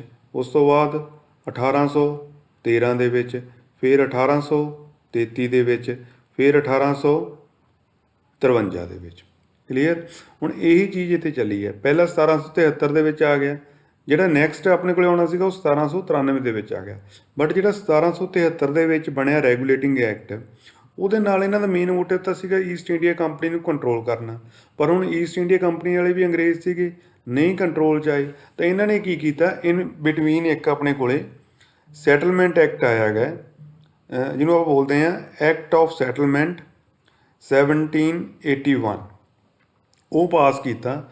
ਉਸ ਟਾਈਮ ਜਿਹੜਾ ਪ੍ਰਾਈਮ ਮਿਨਿਸਟਰ ਕੌਣ ਸੀਗਾ? ਪਿਟ ਦ ਯੰਗਰ। ਠੀਕ ਹੈ, ਉਹ ਪ੍ਰਾਈਮ ਮਿਨਿਸਟਰ ਸੀਗਾ ਇੰਗਲੈਂਡ ਦਾ। ਉਹਨੇ ਕੁਛ ਐਡੀਸ਼ਨਲ ਇੰਸਟਰਕਸ਼ਨਸ ਦੇ ਦਿੱਤੀਆਂ। ਠੀਕ ਹੈ, ਤਾਂ ਕਿ ਜਿਹੜਾ ਹੈਗਾ ਜਿਹੜੀਆਂ ਵੀ ਸ਼ਾਰਟਕਮਿੰਗ ਸੀਗੀਆਂ 1773 ਵਾਲੇ ਐਕਟ ਦੀਆਂ, ਜੋ ਵੀ ਉਹਦੇ ਡਿਫੈਕਟ ਸੀ ਉਹਨਾਂ ਨੂੰ ਰੈਕਟੀਫਾਈ ਕਰਨ ਦੇ ਲਈ ਉਹਨੇ ਕੀ ਕੀਤਾ, ਕੁਛ ਐਡੀਸ਼ਨਲ ਇੰਸਟਰਕਸ਼ਨਸ ਦੇ ਦਿੱਤੀਆਂ। ਉਹ ਇੰਸਟਰਕਸ਼ਨ ਨੂੰ ਆਪਾਂ ਕੀ ਕਹਿੰਦੇ ਹਾਂ? Pits India act of 1784। ਗੱਲ ਕਲੀਅਰ ਹੋਈ? ਸਿੰਪਲ ਜੀ ਗੱਲ ਹੈ ਇਹਦੇ 'ਚ ਵੀ 1773 ਦੇ ਵਿੱਚ ਕੁਝ ਕਮੀਆਂ ਰਹਿ ਗਈਆਂ ਸੀਗੀਆਂ। ਅਦਰਵਾਈਜ਼ ਅਗਲਾ ਜਿਹੜਾ ਐਕਟ ਆਉਣਾ ਸੀਗਾ 1793 ਦੇ ਵਿੱਚ ਆਉਣਾ ਸੀਗਾ, ਬਟ ਉਹ ਤਾਂ 10 ਸਾਲ ਬਹੁਤ ਦੂਰ ਸੀਗੇ, ਉਦੋਂ ਤੱਕ ਤਾਂ ਬਹੁਤ ਉਥਲ-ਪੁਥਲ ਹੋ ਜਾਣੀ ਸੀ ਇੱਥੇ। ਤਾਂ ਕੀ ਕੀਤਾ ਇਹਨਾਂ ਨੇ? ਕੁਝ ਐਡੀਸ਼ਨਲ ਇੰਸਟਰਕਸ਼ਨਸ ਦੇ ਦਿੱਤੀਆਂ। ਉਹ ਐਡੀਸ਼ਨਲ ਇੰਸਟਰਕਸ਼ਨਸ ਦਾ ਨਾਮ ਕੀ ਦਿੱਤਾ ਇਹਨਾਂ ਨੇ? Pits India act of 1784। Simple ਜੀ ਗੱਲ। ਹੁਣ ਇਹਦੇ 'ਚ ਕੀ ਕੀਤਾ? ਕੀ ਐਡੀਸ਼ਨਲ ਇਹਨਾਂ ਨੇ ਕੀ ਕਰਤਾ? ਇਹਨਾਂ ਨੇ ਇੰਟਰੋਡਿਊਸ ਕਰਤਾ ਪਿਟਸ ਇੰਡੀਆ ਐਕਟ ਦੇ ਵਿੱਚ double government system. Double government system ਦਾ ਮਤਲਬ ਕੀ ਹੈ? ਕਿ ਇਹਨਾਂ ਨੇ ਸੈਪਰੇਟ ਕਰਤਾ ਜੁਡੀਸ਼ਰੀ ਨੂੰ ਫਰੋਮ ਐਗਜ਼ੀਕਿਊਟਿਵ। ਮਤਲਬ ਕੀ ਹੈ? ਅਗਰ ਜਿਹੜਾ ਕਮਰਸ਼ੀਅਲ ਕੰਮ ਆ ਉਹ ਕੌਣ ਦੇਖੂਗਾ? Court of directors. ਜਿਹੜਾ ਪੋਲੀਟੀਕਲ ਕੰਮ ਆ ਉਹ ਕੌਣ ਦੇਖਣਗੇ? Board of directors. ਕੰਮ ਡਿਵਾਈਡ ਕਰ ਲਿਆ ਨਾ। ਪੋਲੀਟੀਕਲ ਕੰਮ ਕੌਣ ਦੇਖੂਗਾ? Board of control. ਅਤੇ ਜਿਹੜਾ ਹੈਗਾ ਕਮਰਸ਼ੀਅਲ ਕੰਮ ਉਹ ਕੌਣ ਦੇਖੂਗਾ? Court of directors. ਕਲੀਅਰ? ਇਹੀ ਚੀਜ਼ ਆਪਾਂ ਜਦੋਂ ਆਪਾਂ ਆਰਟੀਕਲ 50 ਨੇ ਆਪਾਂ ਯੂਜ਼ ਕੀਤਾ, directive principle of state policy, ਉੱਥੇ ਵੀ ਆਪਾਂ ਇਹ ਚੀਜ਼ ਯੂਜ਼ ਕੀਤੀ ਹੈ we had separated judiciary from executive. ਇਹ ਆਪਾਂ ਬਾਅਦ ਵਿੱਚ ਵੀ ਆਰਟੀਕਲ ਕਰਾਂਗੇ, ਉਹਦੇ 'ਚ ਵੀ ਤੁਹਾਨੂੰ ਕਲੀਅਰ ਹੋ ਜਾਣਾ ਹੈ। ਹੁਣ ਪਿਟਸ ਇੰਡੀਆ ਐਕਟ ਦਾ ਸਿੰਪਲ ਜੀ ਕਹਾਣੀ ਇਹਦੇ 'ਚ ਕੀ ਆ? ਇਹਦੇ 'ਚ ਇੱਕੋ ਇੱਕ ਮੇਨ ਕੰਮ ਹੋਇਆ ਕਿ ਆਪਾਂ ਇੰਟਰੋਡਿਊਸ ਕੀ ਕਰ ਲਿਆ? Double government system. Double government system ਇਹਦੇ 'ਚ ਇੰਟਰੋਡਿਊਸ ਕਰ ਲਿਆ, ਜਿਹਦਾ ਕੀ ਹੋਏਗਾ ਕਿ ਆਪਾਂ ਕੋਰਟ ਆਫ ਡਾਇਰੈਕਟਰਸ ਬਣਾ ਲਿਆ ਅਤੇ ਬੋਰਡ ਆਫ ਕੰਟਰੋਲ ਬਣਾ ਲਿਆ to control the political affair and court of directors to control the commercial affairs. ਇਸ ਤੋਂ ਇਲਾਵਾ ਇਹਦੇ ਵਿੱਚ ਹੋਰ ਕੋਈ ਨਵੀਂ ਇੰਪਰੂਵਮੈਂਟ ਨਹੀਂ ਹੋਈ। ਕਲੀਅਰ? ਹੁਣ ਥਰਡ ਜਿਹੜਾ ਮੇਨ ਇੰਪੋਰਟੈਂਟ ਆ ਗਿਆ, ਉਸ ਤੋਂ ਬਾਅਦ ਕੀ ਆ ਗਿਆ? ਦੇਖੋ ਇਸ ਤੋਂ ਬਾਅਦ ਹੋਣਾ ਤਾਂ ਇਹੀ ਚਾਹੀਦਾ, ਜਿਵੇਂ ਮੈਂ ਤੁਹਾਨੂੰ ਦੱਸਿਆ ਕਿ 20 ਸਾਲ ਬਾਅਦ ਆਏ ਆ, ਕਿ ਪਹਿਲਾਂ 1773 ਦੇ ਵਿੱਚ ਆ ਗਿਆ, ਉਸ ਤੋਂ ਬਾਅਦ 1773 ਤੋਂ ਬਾਅਦ ਆਪਣੇ ਕੋਲ ਪਹਿਲਾਂ 1773, ਫਿਰ 1793 ਚਾਹੀਦਾ ਸੀਗਾ, ਫਿਰ 1813 ਚਾਹੀਦਾ ਸੀਗਾ, ਫਿਰ 1833 ਆ ਗਿਆ। ਬਟ ਆਪਾਂ ਕੀ ਕੀਤਾ? ਡਾਇਰੈਕਟਲੀ ਤੋਂ ਮੂਵ ਹੋ ਗਏ ਹਾਂ 1833 ਦਾ। ਇਹਦਾ ਰੀਜ਼ਨ ਕੀ ਹੈ? ਕਿ ਆਪਾਂ ਕੰਟੈਂਟ ਉਹੀ ਪੜ੍ਹ ਰਹੇ ਹਾਂ ਜੋ ਐਗਜ਼ਾਮ ਪੁਆਇੰਟ ਆਫ ਵਿਊ ਨਾਲ ਰੈਲੀਵੈਂਟ ਹੈ। ਕਲੀਅਰ? ਜਿਹੜਾ ਇਰਰੈਲੀਵੈਂਟ ਆ 93 ਦੇ ਵਿੱਚ ਕੁਝ ਜ਼ਿਆਦਾ ਨਹੀਂ ਹੈ, 1813 'ਚ ਕੁਝ ਜ਼ਿਆਦਾ ਨਹੀਂ ਹੋਇਆ ਪੋਲੀਟੀਕਲੀ, ਅਗਰ ਆਪਾਂ ਦੇਖਿਆ ਜਾਵੇ ਪੋਲਿਟੀ ਜਿਹੜੇ ਐਸਪੈਕਟ ਨੂੰ ਕੰਸੀਡਰ ਕਰੀਏ ਤਾਂ 1833 ਦੇ ਵਿੱਚ ਜਿਹੜੀ ਮੇਜਰ ਚੇਂਜਸ ਆਈਆਂ ਨੇ ਉਹ ਆਪਾਂ ਦੇਖਣਾ ਹੈਗੇ। ਇਹਦੇ 'ਚ ਪਹਿਲਾਂ ਸਭ ਤੋਂ ਮੇਨ ਚੇਂਜਸ ਕੀ ਆਈ ਹੈ? ਜਿਹੜੀ ਇਹਦੇ ਸੈਂਟਰਲਾਈਜੇਸ਼ਨ, ਜਿਹੜਾ ਕਹਿੰਦੇ ਸੀ ਵੀ ਉੱਥੇ ਇੱਕ ਬੰਦਾ ਹੋਣਾ ਚਾਹੀਦਾ ਜਿਹੜਾ ਸਾਰੀ ਚੀਜ਼ਾਂ ਲਈ ਸਾਨੂੰ ਜਵਾਬ ਦੇਵੇ। ਸੈਂਟਰਲਾਈਜੇਸ਼ਨ ਸ਼ੁਰੂ ਕਰਨੀ ਸੀ ਇਹਨਾਂ ਨੇ, ਜਦੋਂ ਇਹਨਾਂ ਨੇ ਬਣਾਇਆ ਸੀਗਾ ਸਭ ਤੋਂ ਪਹਿਲੇ ਗਵਰਨਰ ਆਫ ਬੰਗਾਲ ਨੂੰ ਗਵਰਨਰ ਜਨਰਲ ਆਫ ਬੰਗਾਲ ਬਣਾਇਆ ਸੀਗਾ। ਹੁਣ ਉਸ ਚੀਜ਼ ਨੂੰ ਹੋਰ ਇਹਨਾਂ ਨੇ ਇਨਹਾਂਸ ਕਰ ਲਿਆ, ਅੱਗੇ ਵਧਾ ਲਿਆ। ਹੁਣ ਜਿਹੜਾ ਗਵਰਨਰ ਜਨਰਲ ਆਫ ਬੰਗਾਲ ਸੀ, ਉਸ ਪੋਸਟ ਨੂੰ ਇਹਨਾਂ ਨੇ ਕੀ ਕਰਤਾ? ਚੇਂਜ ਕਰਤਾ। ਉਹਨੂੰ ਚੇਂਜ ਕਿਹਦੇ 'ਚ ਕਰਤਾ? Governor general of India. ਆਹ ਦੇਖੋ ਇੱਥੇ governor of Bengal now become governor general of India. ਤਾਂ ਉਹ ਕਿਹੜਾ ਬੰਦਾ ਸੀਗਾ ਜਿਹੜਾ ਗਵਰਨਰ ਜਨਰਲ ਆਫ ਇੰਡੀਆ ਪਹਿਲਾਂ ਬਣਿਆ ਸੀਗਾ? Lord William Bentinck. ਇਹ ਤੁਹਾਡਾ ਹਿਸਟਰੀ ਦਾ ਕੁਐਸਚਨ ਵੀ ਬਣ ਜਾਏਗਾ ਔਰ ਪੋਲਿਟੀ ਦੇ ਵਿੱਚ ਵੀ ਇਹ ਆ ਸਕਦਾ ਹੈ ਕਿ ਪਹਿਲਾਂ ਗਵਰਨਰ ਜਨਰਲ ਆਫ ਬੰਗਾਲ ਕੌਣ ਸੀਗਾ? Warren Hastings. First governor general of India ਕੌਣ ਸੀਗਾ? Lord William Bentinck. ਕਲੀਅਰ? ਹੁਣ ਪਹਿਲੀ ਗੱਲ ਤਾਂ ਇਹ ਹੋ ਗਈ ਹੈ ਵੀ ਇਹਨਾਂ ਨੇ ਸਾਰਾ ਦਾ ਸਾਰਾ ਜਿਹੜਾ ਕੰਟਰੋਲ ਆ ਉਹ ਗਵਰਨਰ ਜਨਰਲ ਆਫ ਇੰਡੀਆ ਦੇ ਅੰਡਰ ਕਰਤਾ। ਦੂਸਰੀ ਗੱਲ, ਹੁਣ ਜਦੋਂ control governor general of India ਦੇ ਅੰਡਰ ਕਰਤਾ ਤਾਂ ਜਿਹੜਾ ਗਵਰਨਰ ਆਫ ਬੰਬੇ ਆ ਜਾਂ ਗਵਰਨਰ ਆਫ ਮਦਰਾਸ ਆ, ਉਹਨਾਂ ਦੀਆਂ ਜਿਹੜੀਆਂ ਲੈਜਿਸਲੇਟਿਵ ਪਾਵਰ, ਜਿਹੜੀਆਂ ਲਾਅ ਮੇਕਿੰਗ ਪਾਵਰਸ ਆ, ਉਹ ਵੀ ਵਾਪਸ ਲੈ ਲਈਆਂ। ਤਾਂ ਹੁਣ ਲਾਅ ਕੌਣ ਬਣਾਊਗਾ? Only William Bentinck. ਕੌਣ ਆ ਇਹ? Governor general of India. Clear? ਤਾਂ ਇਹਦਾ ਮਤਲਬ ਕੀ ਹੈ ਕਿ ਜਿਹੜਾ ਆਪਾਂ ਪਾਵਰਸ ਦਿੱਤੀਆਂ ਸੀਗੀਆਂ governor of Bombay and Madras ਨੂੰ, ਉਹ ਵੀ ਆਪਾਂ ਜਿਹੜੀਆਂ ਸੀਗੀਆਂ ਉਹ ਵਾਪਸ ਲੈ ਲਈਆਂ। ਇਹਦਾ ਮਤਲਬ ਕੀ ਹੈ? ਸੈਂਟਰਲਾਈਜੇਸ਼ਨ ਹੋਈ ਜਾਂਦੀ ਹੈ। ਕਲੀਅਰ? ਇਸ ਤੋਂ ਬਾਅਦ ਕੀ ਹੈ? ਨੈਕਸਟ ਜਿਹੜਾ ਮੇਨ ਪੁਆਇੰਟ ਆਇਆ ਕਿ ਜਿਹੜੀ ਈਸਟ ਇੰਡੀਆ ਕੰਪਨੀ ਆ, ਠੀਕ ਹੈ, ਈਸਟ ਇੰਡੀਆ ਕੰਪਨੀ ਉਹਦਾ ਜਿਹੜਾ ਕਮਰਸ਼ੀਅਲ ਬਾਡੀ ਸੀਗੀ ਉਹ ਖਤਮ ਕਰਤੀ ਹੈ। ਹੁਣ ਸਿਰਫ ਉਹ ਕੀ ਹੈ? ਐਡਮਿਨਿਸਟ੍ਰੇਸ਼ਨ ਦੇ ਵਿੱਚ ਰਹਿ ਗਈ ਹੈ। ਮੋਨੋਪਲੀ ਸੀ ਉਹਨਾਂ ਦੀ ਪਹਿਲੇ ਕਮਰਸ਼ੀਅਲ ਹੀ, ਉਹ ਖਤਮ ਕਰਤੀ ਹੈ। ਹੁਣ ਉਹ ਕੀ ਕਰਨਗੇ? ਐਡਮਿਨਿਸਟ੍ਰੇਸ਼ਨ ਦੇ ਵਿੱਚ ਪਾਰਟਿਸਿਪੇਟ ਕਰਨਗੇ, ਕਮਰਸ਼ੀਅਲੀ ਉਹਨਾਂ ਨੇ ਬਿਜ਼ਨਸ ਵਗੈਰਾ ਕੁਝ ਨਹੀਂ ਦੇਖਣਾ ਹੈ। ਕਲੀਅਰ। ਉਸ ਤੋਂ ਬਾਅਦ ਸਿੰਪਲ ਲਾਸਟ ਵਨ ਆਪਣੇ ਕੋਲ ਇਹੀ ਹੈ ਵੀ ਇੱਕ ਇਹਨਾਂ ਨੇ ਇੱਕ ਹੋਰ ਸਿਸਟਮ ਇੰਟਰੋਡਿਊਸ ਕੀਤਾ ਸੀਗਾ, open competition selection for civil servants. ਪਹਿਲੇ ਅੰਗਰੇਜ਼ ਹੀ ਕਰ ਸਕਦੇ ਸੀਗੇ, ਪਰ ਇਹਨਾਂ ਨੇ ਇਹ ਇੰਟਰੋਡਿਊਸ ਕਰਨ ਲਈ ਅਟੈਂਪਟ ਕੀਤਾ ਸੀਗਾ, ਇੰਟਰੋਡਿਊਸ ਕਰ ਨਹੀਂ ਪਾਏ ਸੀਗੇ। ਕਿਸ ਐਕਟ ਦੇ ਵਿੱਚ? ਜਿਹੜੇ ਰੈਗੂਲੇਟਿੰਗ ਐਕਟ 1833। ਕਲੀਅਰ। ਹੁਣ ਇੱਥੇ ਇੱਕ ਹੋਰ ਨਵਾਂ ਕੁਐਸਚਨ ਜਿਹੜਾ ਆਏਗਾ ਉਹ ਕੀ ਆਏਗਾ ਇਹਦੇ 'ਚ? ਇੱਕ ਤਾਂ ਜਿਹੜਾ ਆਏਗਾ ਕਿ ਜਿਹੜਾ ਫਸਟ ਲਾਅ ਕਮਿਸ਼ਨ ਕਦੋਂ ਐਸਟੈਬਲਿਸ਼ ਹੋਇਆ ਸੀਗਾ, ਉਹ ਵੀ ਇਸੀ ਟੈਨਿਓਰ ਦੇ ਵਿੱਚ ਐਸਟੈਬਲਿਸ਼ ਹੋਇਆ ਸੀਗਾ। ਲਾਰਡ ਮੈਕਾਲੇ ਨੇ ਕੀਤਾ ਸੀਗਾ। ਉਹ ਕੀ ਸੀਗਾ ਤੁਹਾਡੇ ਕੋਲੇ? ਫਸਟ ਲਾਅ ਕਮਿਸ਼ਨ 1834 ਦੇ ਵਿੱਚ। ਕਲੀਅਰ। ਉਹ ਵੀ ਰੈਗੂਲੇਟਿੰਗ ਐਕਟ 1833 ਦੇ ਅੰਡਰ ਹੀ ਹੋਇਆ ਸੀਗਾ। ਕਲੀਅਰ ਹੋ ਗਿਆ ਆਪਣੇ ਕੋਲੇ। ਦੋ ਤਿੰਨ ਗੱਲਾਂ ਨੇ ਇਹਦੇ 'ਚ। Governor general of Bengal now become governor general of India. Monopoly east India company ਦੀ ਉਹ ਖਤਮ ਹੋ ਗਈ ਹੈ। ਉਸ ਤੋਂ ਬਾਅਦ ਸੈਂਟਰਲਾਈਜੇਸ਼ਨ ਹੋ ਗਈ ਹੈ, ਬਿਕੋਜ਼ ਜਿਹੜੀ ਸੀਗੀ ਲੈਜਿਸਲੇਟਿਵ ਪਾਵਰਸ ਜਿਹੜੀਆਂ ਸੀਗੀਆਂ ਗਵਰਨਰ ਆਫ ਬੰਬੇ ਜਾਂ ਮਦਰਾਸ ਦੀਆਂ, ਉਹ ਵਾਪਸ ਲੈ ਲਈਆਂ ਸੀਗੀਆਂ, ਅਤੇ ਸਾਰੀਆਂ ਪਾਵਰਸ ਮੇਨ ਸੁਪਰੀਮ ਕੌਣ ਬਣ ਗਿਆ ਸੀਗਾ? Governor general of India. ਅਤੇ first governor general of India ਕੌਣ ਬਣਿਆ? ਉਹ ਤੁਹਾਨੂੰ ਸਾਰਿਆਂ ਨੂੰ ਪਤਾ ਲੱਗ ਹੀ ਗਿਆ ਕਿ ਵਿਲੀਅਮ ਬੈਂਟਿਕ ਬਣਿਆ ਗਿਆ। ਕਲੀਅਰ।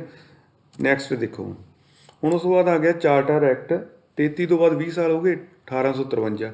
1853 ਦੇ ਵਿੱਚ ਇੱਕੋ ਇੱਕ ਗੱਲ ਇਹਨਾਂ ਨੇ ਜਿਹੜੀ ਚੇਂਜ ਕੀਤੀ ਹੈ ਕਿ ਇਹਦਾ ਜਿਹੜਾ ਪੀਰੀਅਡ ਸੀਗਾ, ਆਪਾਂ ਕਿਹਾ ਸੀ ਕਿ ਜਿਹੜਾ ਨੈਕਸਟ ਐਕਟ ਆਏਗਾ ਉਹ ਕਦੋਂ ਆਏਗਾ? ਉਹ 20 ਸਾਲ ਬਾਅਦ ਆਏਗਾ। ਪਹਿਲੀ ਗੱਲ ਤਾਂ ਇਹਨਾਂ ਨੇ ਇਹੀ ਹੈ ਕਿ ਇਸ ਚੀਜ਼ ਨੂੰ ਖਤਮ ਕਰਤਾ ਕਿ ਹੁਣ ਜ਼ਰੂਰੀ ਨਹੀਂ ਹੈ ਕਿ 20 ਸਾਲ ਬਾਅਦ ਆਏ, ਇਹ 5 ਸਾਲ ਬਾਅਦ ਵੀ ਆ ਸਕਦਾ, ਇਹ 25 ਸਾਲ ਬਾਅਦ ਵੀ ਆ ਸਕਦਾ। ਠੀਕ ਹੈ ਨਾ। ਤਾਂ ਜਿਹੜਾ ਦਾ ਟਾਈਮ ਪੀਰੀਅਡ ਸੀਗਾ ਕੋਈ ਮੈਂਸ਼ਨ ਨਹੀਂ ਕੀਤਾ। They did not mention any time period for which company charter being renewed. ਹੁਣ ਜਦੋਂ ਉਹਨੂੰ ਰੀਨਿਊ ਕਰਾਉਣਾ ਸੀਗਾ ਤਾਂ ਟਾਈਮ ਪੀਰੀਅਡ ਨਹੀਂ ਹੈ ਕਿ ਉਹ ਪੱਕਾ 20 ਸਾਲ ਬਾਅਦ ਹੀ ਹੋਏਗਾ, ਉਹ 5 ਸਾਲ ਬਾਅਦ ਵੀ ਹੋ ਸਕਦਾ, ਉਹ 25 ਸਾਲ ਬਾਅਦ ਵੀ ਹੋ ਸਕਦਾ ਹੈਗਾ। ਠੀਕ ਹੈ। ਅਤੇ ਇਹਦੇ 'ਚ ਇੰਨਾ ਕੀ ਹੈ ਤਾਂ ਐਂਡ ਤੱਕ ਆਪਣੇ ਕੋਲ ਕੀ ਹੋਇਆ ਕਿ ਇੱਥੇ ਤੱਕ ਆਉਂਦੇ ਆਪਣੇ ਕੋਲ ਜਿਹੜਾ ਕੰਪਨੀ ਰੂਲ ਉਹ ਖਤਮ ਹੋ ਗਿਆ। ਕਿੱਥੋਂ ਸ਼ੁਰੂ ਹੋਇਆ ਸੀਗਾ ਕੰਪਨੀ ਰੂਲ? ਜਿਹੜਾ ਆਪਣੇ ਕੋਲ ਸ਼ੁਰੂ ਹੋਇਆ ਸੀਗਾ ਰੈਗੂਲੇਟਿੰਗ ਐਕਟ 1773 ਤੋਂ ਲੈ ਕੇ ਰੈਗੂਲੇਟਿੰਗ ਜਿਹੜਾ ਐਕਟ ਜਾਂ ਚਾਰਟਰ ਐਕਟ 1853 ਤੱਕ। ਇਹ ਆਪਾਂ ਸਾਰੀ ਚੀਜ਼ਾਂ ਡਿਸਕਸ ਕਰ ਲਈਆਂ। ਇੱਥੇ ਕੀ ਕੁਛ ਹੋ ਗਿਆ? ਪਹਿਲੇ ਗਵਰਨਰ ਆਫ ਬੰਗਾਲ ਨੂੰ ਕੀ ਬਣਾਤਾ ਸੀਗਾ? Governor general of Bengal. ਕਦੋਂ ਬਣਾਇਆ? 1773 ਦੇ ਵਿੱਚ। ਉਸ ਤੋਂ ਬਾਅਦ ਕੀ ਹੋਇਆ ਹੈਗਾ ਕਿ ਜਦੋਂ 1833 ਦੇ ਵਿੱਚ ਗਵਰਨਰ ਆਫ ਬੰਗਾਲ ਨੂੰ ਆਪਾਂ ਕੀ ਬਣਾਤਾ? ਗਵਰਨਰ ਜਨਰਲ ਆਫ ਇੰਡੀਆ 1833 ਦੇ ਵਿੱਚ। 1853 ਦੇ ਵਿੱਚ ਆਪਾਂ ਆ ਕੇ ਕੀ ਕਰਤਾ? ਜਿਹੜਾ ਸਾਰੇ ਦਾ ਸਾਰਾ ਹੈਗਾ ਕਿ ਆਪਣਾ ਜਿਹੜਾ ਉਹਦਾ ਰਿਨਿਊਅਲ ਦਾ ਪੀਰੀਅਡ ਹੈ 20 ਸਾਲ ਬਾਅਦ ਵਾਲਾ, ਉਹਨੂੰ ਆਪਾਂ ਕੀ ਕਰਤਾ? ਉਹਨੂੰ ਆਪਾਂ ਖਤਮ ਕਰਤਾ। ਉਹ 15 ਸਾਲ ਵੀ ਹੋ ਸਕਦਾ, 5 ਸਾਲ ਵੀ ਹੋ ਸਕਦਾ, 25 ਸਾਲ ਵੀ ਹੋ ਸਕਦਾ। ਹੁਣ ਇਹ ਤਾਂ ਸੀਗਾ ਜਿੰਨਾ ਜਦ ਤੱਕ ਆਪਣੇ 'ਤੇ ਕੌਣ ਰੂਲ ਕਰ ਰਿਹਾ ਸੀਗਾ? East India company. ਬਟ ਹੁਣ ਨੈਕਸਟ ਜਿਹੜਾ ਆਪਣੇ ਕੋਲ ਟੌਪਿਕ ਆ ਗਿਆ ਹੈ ਕਰਾਊਨ ਰੂਲ। ਹੁਣ 1858 ਤੋਂ ਬਾਅਦ ਜਿਹੜੀ ਈਸਟ ਇੰਡੀਆ ਕੰਪਨੀ ਹੈ ਨਾ, ਉਹ ਟੋਟਲੀ ਖਤਮ ਹੋ ਗਈ ਆ, ਅਬੋਲਿਸ਼ ਕਰਤੀ ਉਹਨਾਂ ਨੇ। ਈਸਟ ਇੰਡੀਆ ਕੰਪਨੀ ਪੂਰੀ ਦੀ ਪੂਰੀ ਅਬੋਲਿਸ਼ ਕਰਤੀ ਹੈ। ਅਬੋਲਿਸ਼ ਮਤਲਬ ਕਿ ਉਹਨੂੰ ਖਤਮ ਕਰਤੀ ਹੈ। ਹੁਣ ਫਿਰ ਰੂਲ ਕੌਣ ਕਰੂਗਾ? ਹੁਣ ਡਾਇਰੈਕਟ ਜਿਹੜੀ ਬ੍ਰਿਟਿਸ਼ ਗਵਰਨਮੈਂਟ ਆ ਉਹ ਰੂਲ ਕਰਨਗੇ। ਰੀਜ਼ਨ ਕੀ ਹੋਇਆ? ਕਿਉਂਕਿ 1857 ਦੇ ਵਿੱਚ ਆਪਣੇ ਕੋਲ ਰਿਵੋਲਟ ਹੋ ਗਿਆ ਸੀਗਾ। ਉਸ ਰਿਵੋਲਟ ਦੇ ਨਾਲ ਅੰਗਰੇਜ਼ਾਂ ਨੂੰ ਪਤਾ ਲੱਗ ਗਿਆ ਸੀਗਾ ਵੀ ਜਿਹੜੇ ਈਸਟ ਇੰਡੀਆ ਕੰਪਨੀ ਅਗਰ ਇਹੀ ਖੁਦ ਕੰਟਰੋਲ ਕਰਦੀ ਰਹੀ ਜਾਂ ਰੂਲ ਕਰਦੀ ਰਹੀ ਇੰਡੀਆ ਦੇ ਉੱਪਰ, ਤਾਂ ਸਾਡੇ ਕੋਲ ਜ਼ਿਆਦਾ ਟਾਈਮ ਨਹੀਂ ਹੈ, ਜ਼ਿਆਦਾ ਰਿਵੋਲਟ ਹੋ ਜਾਏਗਾ ਔਰ ਸਾਡੇ ਕੋਲ ਜਿਹੜਾ ਬਿਜ਼ਨਸ ਅਸੀਂ ਕਰ ਰਹੇ ਹਾਂ ਜਾਂ ਜੋ ਅਸੀਂ ਰੈਵਨਿਊ ਸਾਡੇ ਕੋਲ ਆ ਰਿਹਾ ਹੈਗਾ ਉਹ ਅਲਟੀਮੇਟਲੀ ਸਾਰਾ ਬੰਦ ਹੋ ਜਾਣਾ, ਵੀ ਅਸੀਂ ਸਰਵਾਈਵ ਨਹੀਂ ਕਰ ਪਾਵਾਂਗੇ। ਤਾਂ ਅਲਟੀਮੇਟਲੀ ਉਹਨਾਂ ਨੇ ਕੀ ਕੀਤਾ ਕਿ ਜਿਹੜੀ ਈਸਟ ਇੰਡੀਆ ਕੰਪਨੀ ਉਹਨੂੰ ਅਬੋਲਿਸ਼ ਕਰਤਾ। ਉੱਥੇ ਕੀ ਕੀਤਾ ਉਹਨਾਂ ਨੇ? ਡਾਇਰੈਕਟਲੀ ਰੂਲ ਕਰਨਾ ਸਟਾਰਟ ਕੀਤਾ using government of India act 1858। ਠੀਕ ਹੈ। ਤਾਂ ਇਹ 1858 ਤੋਂ ਲੈ ਕੇ 1947 ਤੱਕ ਸਾਰੇ ਦੇ ਸਾਰੇ ਜਿਹੜੇ ਪੀਰੀਅਡ ਜਿੰਨੇ ਵੀ ਐਕਟ ਬਣਨਗੇ ਉਹਨਾਂ ਨੂੰ ਆਪਾਂ ਕਿਸ ਰੂਲ ਦੇ ਅੰਡਰ ਆਉਣਗੇ? Crown rule. ਕਰਾਊਨ ਰੂਲ ਦਾ ਮਤਲਬ ਕੀ ਹੈ ਕਿ now we are directly under the British government. ਕੋਈ ਇਨ ਬਿਟਵੀਨ ਕੋਈ ਕੰਪਨੀ ਈਸਟ ਇੰਡੀਆ ਕੰਪਨੀ ਕੋਈ ਨਹੀਂ ਹੈ।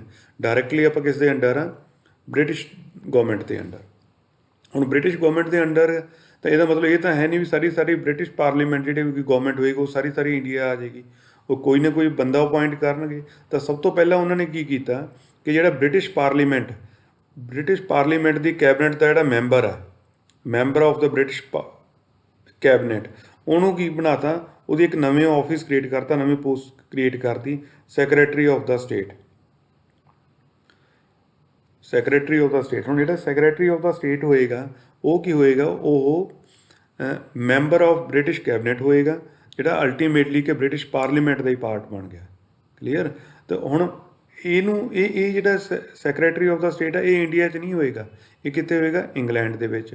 ਹੁਣ ਇੰਡੀਆ ਦੇ ਵਿੱਚ ਵੀ ਇਹਨੂੰ ਆਪਣੇ ਇੱਕ ਸਬੋਰਡੀਨੇਟ ਚਾਹੀਦਾ ਕਿ ਜਿਹੜਾ ਇੰਡੀਆ ਦੀ ਦੇਖ ਰੇਖ ਕਰੇ। ਹੁਣ ਇੰਡੀਆ ਦਾ ਸਬੋਰਡੀਨੇਟ ਕੌਣ ਬਣ ਗਿਆ, ਵਾਇਸਰਾਏ ਆਫ ਇੰਡੀਆ।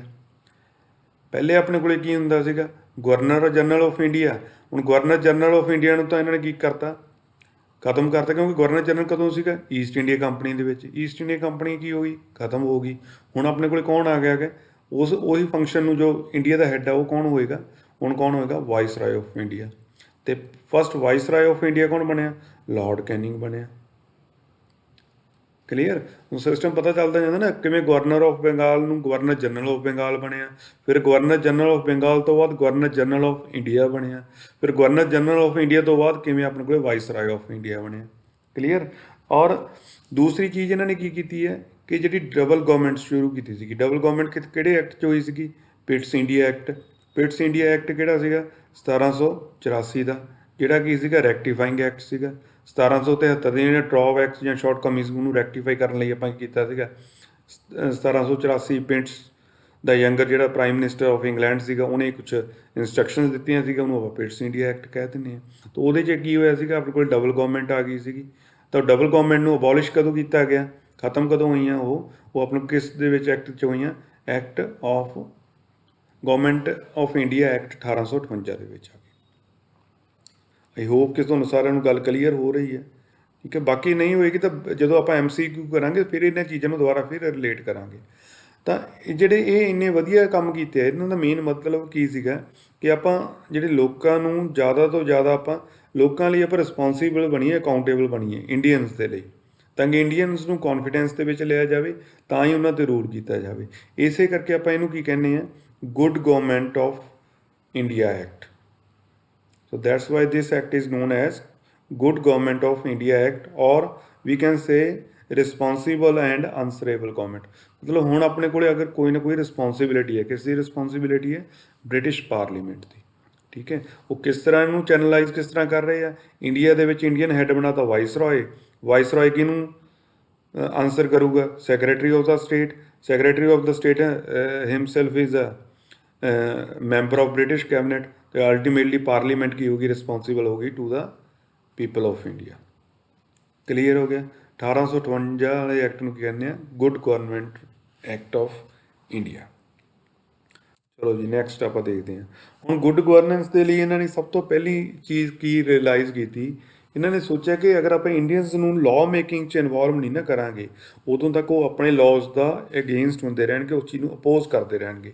ਤਾਂ ਉਹਨਾਂ ਨੇ ਕੀ ਕੀਤਾ, ਸਭ ਤੋਂ ਪਹਿਲਾਂ ਇਹੀ ਚੀਜ਼ ਦੇਖੀ ਹੈ ਵੀ ਇੰਡੀਆ ਦਾ ਕੋਆਪਰੇਸ਼ਨ ਆਪਾਂ ਨੂੰ ਬਹੁਤ ਜ਼ਰੂਰੀ ਹੈ ਐਡਮਿਨਿਸਟ੍ਰੇਸ਼ਨ ਦੇ ਵਿੱਚ। ਉਹਨਾਂ ਨੇ ਕੀ ਕੀਤਾ, ਇਸ ਦੇ ਲਈ ਉਹਨਾਂ ਨੇ 3 ਐਕਟ ਬਣਾਏ ਜਿਹੜੇ ਇੰਪੋਰਟੈਂਟ ਹੈ ਇਸ ਚੇਨ ਦੇ ਵਿੱਚ। 1861 ਦਾ ਐਕਟ, 1892 ਐਂਡ ਐਕਟ ਆਫ 1909। ਹੁਣ ਇਹਨਾਂ Indian council act, these acts are known as Indian council acts. ਹੁਣ ਇਹਨਾਂ 'ਚ ਹੋਇਆ ਦੇਖੋ ਕੀ ਕੀ। ਸਭ ਤੋਂ ਪਹਿਲਾਂ ਜਿਹੜਾ ਆ ਗਿਆ ਆਪਣੇ ਕੋਲ ਆ ਗਿਆ ਦਾ ਐਕਟ ਆਫ 1861, 1861। ਸਭ ਤੋਂ ਪਹਿਲੇ ਇਹਨਾਂ ਨੇ ਕੀ ਕੀਤਾ, ਜਿਹੜੇ ਨਾਨ ਆਫੀਸ਼ੀਅਲ ਮੈਂਬਰ ਆ ਉਹਨਾਂ ਨੂੰ ਲੈਜਿਸਲੇਟਿਵ ਦੇ ਵਿੱਚ ਨੋਮੀਨੇਟ ਕਰ ਲਿਆ, ਲੈਜਿਸਲੇਟਿਵ ਕਾਊਂਸਲ ਦੇ ਵਿੱਚ। ਹੁਣ ਤਿੰਨੇ ਮੈਂਬਰ ਕੌਣ ਕੌਣ ਸੀਗੇ, ਦਿਨਕਰ ਰਾਓ, ਰਾਜਾ of Banaras and Maharaja of Patiala. Clear. ਸਭ ਤੋਂ ਪਹਿਲੀ ਗੱਲ ਕੀ ਹੋਈ ਹੈ ਕਿ ਜਿਹੜੀ ਲੈਜਿਸਲੇਟਿਵ ਕਾਊਂਸਲ ਹੈ, ਲਾਅ ਮੇਕਿੰਗ ਕਾਊਂਸਲ ਹੈ, ਉਹਦੇ ਵਿੱਚ ਕੀ ਕਰ ਲਿਆ ਇਹਨਾਂ ਨੇ, ਇੰਟਰੋਡਿਊਸ ਕਰ ਲਿਆ ਇੰਡੀਅਨਸ ਨੂੰ।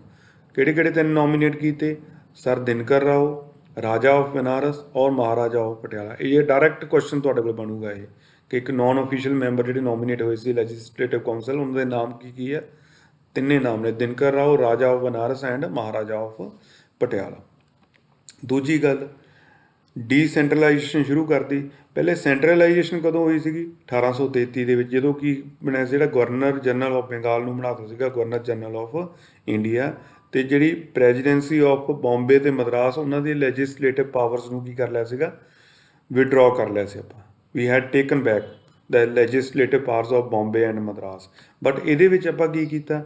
During this act of 1861 we have given that legislative powers to the presidency of Bombay and Madras. ਜੋ ਚੀਜ਼ ਆਪਾਂ 1833 ਵਾਲੇ ਐਕਟ ਦੇ ਵਿੱਚ ਰੈਗੂਲੇਟਿੰਗ ਐਕਟ ਆਫ 1833 ਦੇ ਵਿੱਚ ਆਪਾਂ ਕੀਤੀ ਸੀਗੀ ਸੈਂਟਰਲਾਈਜੇਸ਼ਨ ਲਈ, ਉਸੇ ਚੀਜ਼ ਨੂੰ ਆਪਾਂ ਰਿਵਰਸ ਕਰਤਾ। ਉੱਥੇ ਆਪਾਂ ਵਿਡਰਾਅ ਕੀਤੀਆਂ ਸੀਗੀਆਂ, now we have given back to the presidencies of Bombay and Madras. Clear? ਉਸ ਤੋਂ ਬਾਅਦ ਇੱਕ ਹੋਰ ਆਪਾਂ ਇਹਦੇ 'ਚ ਕੀ ਨਵੀਂ ਇਸਟੈਬਲਿਸ਼ਮੈਂਟ ਹੋਈ ਹੈ, ਲੈਜਿਸਲੇਟਿਵ ਕਾਊਂਸਲਸ ਇਸਟੈਬਲਿਸ਼ ਕਰ ਲਈਆਂ। ਕਿਹੜੀ ਹੈ? ਬੰਗਾਲ ਦੀ, ਇੱਕ ਹੈ north western frontier province, and last one ਕੀ ਹੈ? ਪੰਜਾਬ। ਸਭ ਤੋਂ ਇੰਪੋਰਟੈਂਟ ਇੱਥੇ ਜਿਹੜੀ ਗੱਲ ਹੋਈ ਹੈ ਉਹ ਆਪਣੇ ਕੋਲ ਕਿਹੜੀ ਹੋਈ ਹੈ ਕਿ ਇੱਥੇ ਨਾ ਇੱਕ ਪੋਰਟਫੋਲੀਓ ਸਿਸਟਮ ਸ਼ੁਰੂ ਕਰ ਲਿਆ। Portfolio system.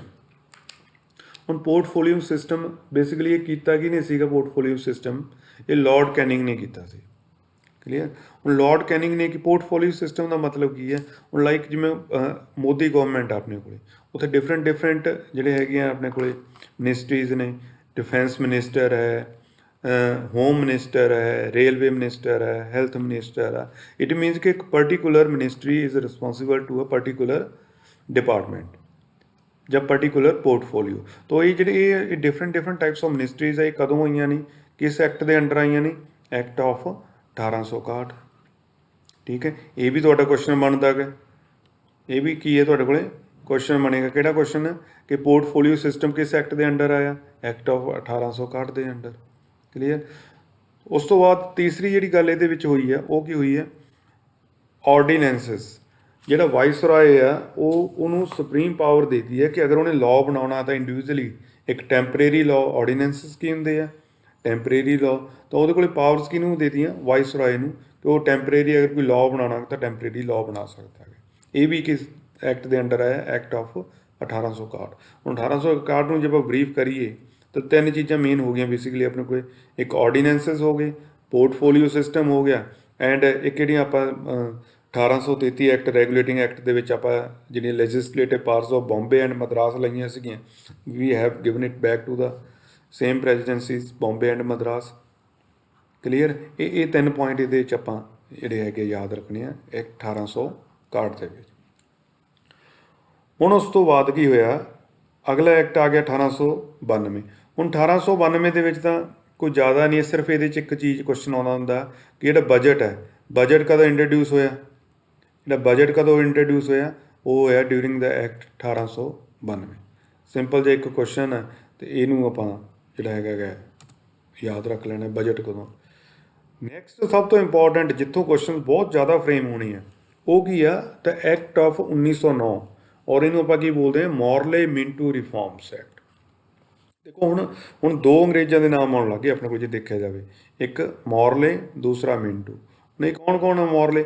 ਮੋਰਲੇ ਤਾਂ ਦੇਖੋ ਜਦੋਂ ਆਪਾਂ ਕਰਾਊਨ ਰੂਲ ਸ਼ੁਰੂ ਕੀਤਾ ਸੀਗਾ, ਇੱਕ ਉਹਨਾਂ ਨੇ ਸੈਕਟਰੀ ਆਫ ਦਾ ਸਟੇਟ ਬਣਾਇਆ ਸੀਗਾ ਜਿਹੜਾ ਲੰਡਨ ਦੇ ਵਿੱਚ ਬੈਠੂਗਾ, ਇੰਗਲੈਂਡ ਦੇ ਵਿੱਚ ਬੈਠੂਗਾ, ਉਹ ਕੀ ਹੈ? ਮੋਰਲੇ ਇਸ ਦੇ ਵਿੱਚ। ਔਰ ਮਿੰਟੂ ਕੀ ਹੈ? ਮਿੰਟੂ ਜਿਹੜਾ ਹੈਗਾ ਉਹ ਹੈਗਾ ਆਪਣੇ ਕੋਲੇ viceroy of India, Indian head ਹੈ। ਇਹ ਵੀ ਅੰਗਰੇਜ਼ ਕਿੱਥੇ ਆ? ਇੰਡੀਆ ਦੇ ਵਿੱਚ, ਜੋ ਇੰਡੀਆ ਨੂੰ ਰਿਪਰੈਜ਼ੈਂਟ ਕਰੂਗਾ ਔਰ ਇੰਡੀਆ ਦੀ ਜਿੰਨੀ ਵੀ ਵਰਕਿੰਗ ਹੈ ਉਹ ਕਿਹਨੂੰ ਰਿਪੋਰਟ ਕਰੂਗਾ? Secretary of state. ਔਰ ਸੈਕਟਰੀ ਆਫ ਸਟੇਟ ਕੀ ਹੈ? ਮੈਂਬਰ ਆਫ ਕੈਬਨਿਟ ਹੈ, ਤਾਂ ਅਲਟੀਮੇਟਲੀ ਪਾਰਲੀਮੈਂਟ ਨੂੰ ਰਿਸਪੋਂਸੀਬਲ ਹੋ ਗਿਆ। ਠੀਕ ਹੈ ਨਾ? ਤਾਂ ਇਹ ਹੁਣ ਜਿਹੜਾ ਨੈਕਸਟ ਐਕਟ ਆਇਆ ਐਕਟ ਆਫ 1909, ਇਹਦੇ ਵਿੱਚ ਦੋ ਬੰਦੇ ਇਨਵੋਲਵ ਸੀਗੇ, Morley and Minto. Morley was the secretary of the state and Minto was the viceroy of the India. ਹੁਣ ਇਹਦੇ ਦੇਖੋ ਫੰਕਸ਼ਨ ਕੀ ਪਰਫਾਰਮ ਕੀਤੇ ਆ। ਸਿਰਫ ਸਿੰਪਲ ਪਹਿਲਾਂ ਤਾਂ ਆਪਾਂ ਇਹਨੂੰ ਸ਼ਾਰਟ ਦੇ ਵਿੱਚ ਦੋ ਦੇਖ ਲਈਏ। ਇੱਕ ਤਾਂ ਇਹਨਾਂ ਨੇ ਕਰ ਲਿਆ ਜਿਹੜਾ ਸੈਪਰੇਟ ਇਲੈਕਟੋਰੇਟ ਫॉर ਮੁਸਲਿਮਸ। ਇਹਦਾ ਮਤਲਬ ਕੀ ਹੈ?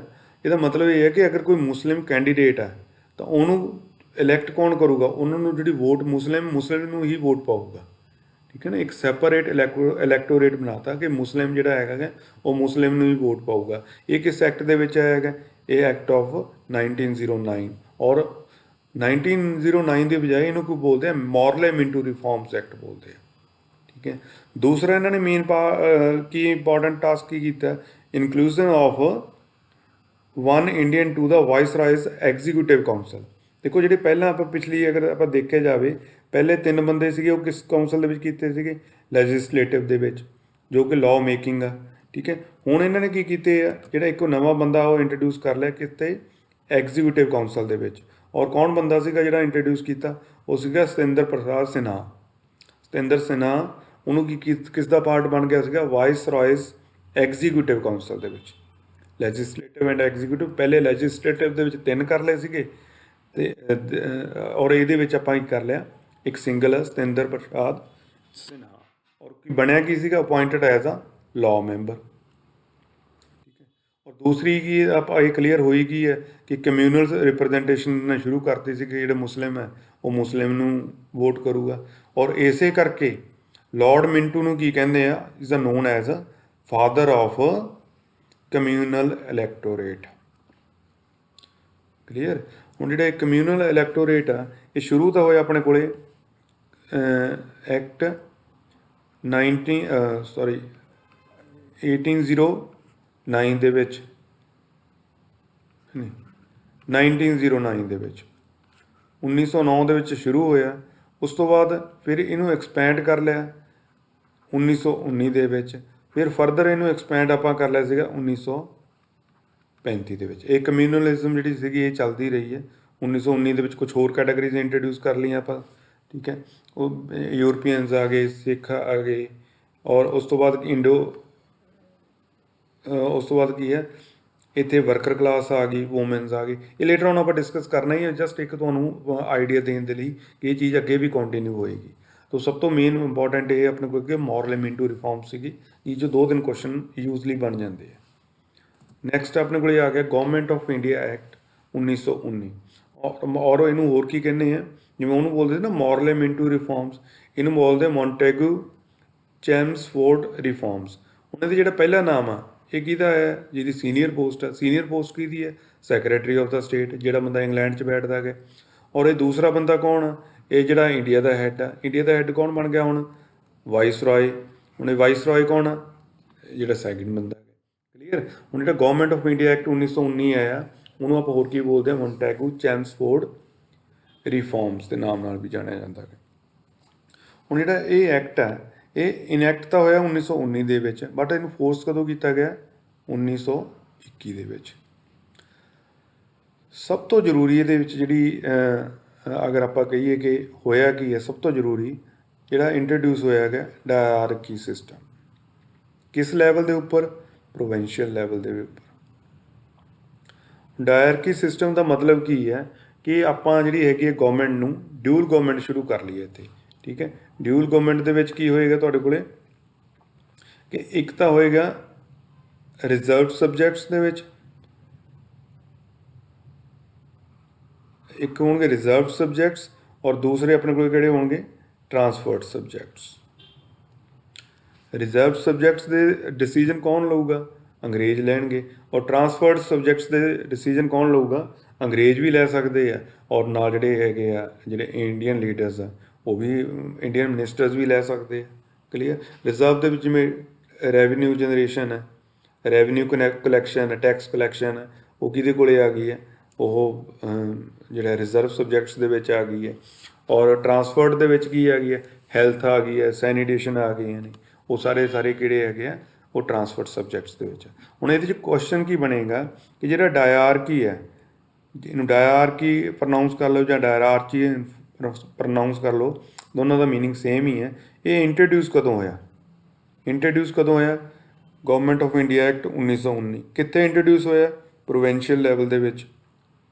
ਠੀਕ ਹੈ, ਬਟ ਕਈ ਵਾਰ ਕੁਐਸਚਨ ਆਪਣੇ ਕੋਲ ਇਹ ਆ ਜਾਂਦਾ ਕਿ ਸੈਂਟਰ ਦੇ ਵਿੱਚ ਕਦੋਂ ਇੰਟਰੋਡਿਊਸ ਹੋਇਆ? ਤਾਂ ਜਿਹੜਾ ਸੈਂਟਰ ਦੇ ਵਿੱਚ ਇਹ ਇੰਟਰੋਡਿਊਸ ਹੋਇਆ ਸੀਗਾ ਉਹ ਹੋਇਆ ਸੀਗਾ ਗਵਰਨਮੈਂਟ ਆਫ ਇੰਡੀਆ ਐਕਟ 1935। ਉਦੋਂ ਜਿਹੜਾ ਪ੍ਰੋਵਿੰਸ਼ੀਅਲ ਸੀਗਾ ਇਹਨੂੰ ਅਬੋਲਿਸ਼ ਕਰਤਾ ਸੀਗਾ, ਔਰ ਸੈਂਟਰ ਦੇ ਵਿੱਚ ਇਸ ਚੀਜ਼ ਨੂੰ ਇੰਟਰੋਡਿਊਸ ਕਰਤਾ ਸੀਗਾ। ਇਹ ਪੁਆਇੰਟ ਬੜਾ ਕਨਫਿਊਜ਼ਿੰਗ ਹੈ, ਔਰ ਯੂਜ਼ਲੀ ਇਹ ਕੁਐਸਚਨ ਆਉਂਦਾ ਵੀ ਹੈ ਔਰ ਗਲਤ ਵੀ ਹੁੰਦਾ ਹੈ। ਤਾਂ ਇਹ ਚੀਜ਼ ਦਾ ਧਿਆਨ ਰੱਖਣਾ ਹੈ ਕਿ ਜਿਹੜਾ ਡਾਇਆਰਕੀ ਸਿਸਟਮ ਆ ਇਹ ਕਦੋਂ ਇੰਟਰੋਡਿਊਸ ਹੋਇਆ ਫਸਟ ਟਾਈਮ? ਫਿਰ ਤਾਂ ਆਪਣੇ ਕੋਲ ਆਨਸਰ ਆਏਗਾ 1919। ਅਗਰ ਕੁਐਸਚਨ ਆ ਗਿਆ ਜੇ diarchy was introduced at the centre level first time, ਤਾਂ ਉਹ ਉਦੋਂ ਕਦੋਂ ਹੋਏਗਾ? ਉਹ ਗਵਰਨਮੈਂਟ ਆਫ ਇੰਡੀਆ ਐਕਟ 1935 ਦੇ ਵਿੱਚ। ਸਿੰਪਲ ਇਹ ਇਸ ਚੀਜ਼ ਦੇ ਵਿੱਚ ਯਾਦ ਰੱਖ ਲੈਣਾ ਹੈ। ਦੂਸਰਾ ਕੀ ਹੈ, ਦੂਸਰਾ ਇਹਦੇ ਪੁਆਇੰਟ ਕੀ ਹੈ ਕਿ ਦਿਸ ਐਕਟ ਮੇਡ ਦਾ ਸੈਂਟਰਲ ਲੈਜਿਸਲੇਟਿਵ ਬਾਈਕੈਮਰਲ ਕੀ ਹੈ, ਦੋ ਹਾਊਸਸ ਬਣ ਗਏ। ਜਿਵੇਂ ਹੁਣ ਆਪਣੇ ਕੋਲ ਇੱਕ ਹੁੰਦਾ ਰਾਜ ਸਭਾ, ਇੱਕ ਹੁੰਦਾ ਆਪਣੇ ਕੋਲੇ ਲੋਕ ਸਭਾ ਨੂੰ ਆਪਾਂ ਕੀ ਕਹਿੰਦੇ ਆ, ਲੋਅਰ ਹਾਊਸ। ਰਾਜ ਸਭਾ ਨੂੰ ਆਪਾਂ ਕੀ ਕਹਿ ਦਿੰਦੇ ਆ, ਅਪਰ ਹਾਊਸ।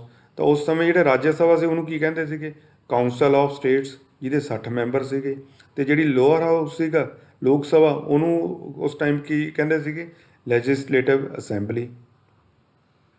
ਇੱਥੇ ਹੁਣ ਆਪਣੇ ਮੈਂਬਰ ਆਫ ਪਾਰਲੀਮੈਂਟ ਬੈਠਦੇ ਆ, ਔਰ ਕਿੰਨੇ ਆ ਉਹਨਾਂ ਦੇ, 145 ਮੈਂਬਰ।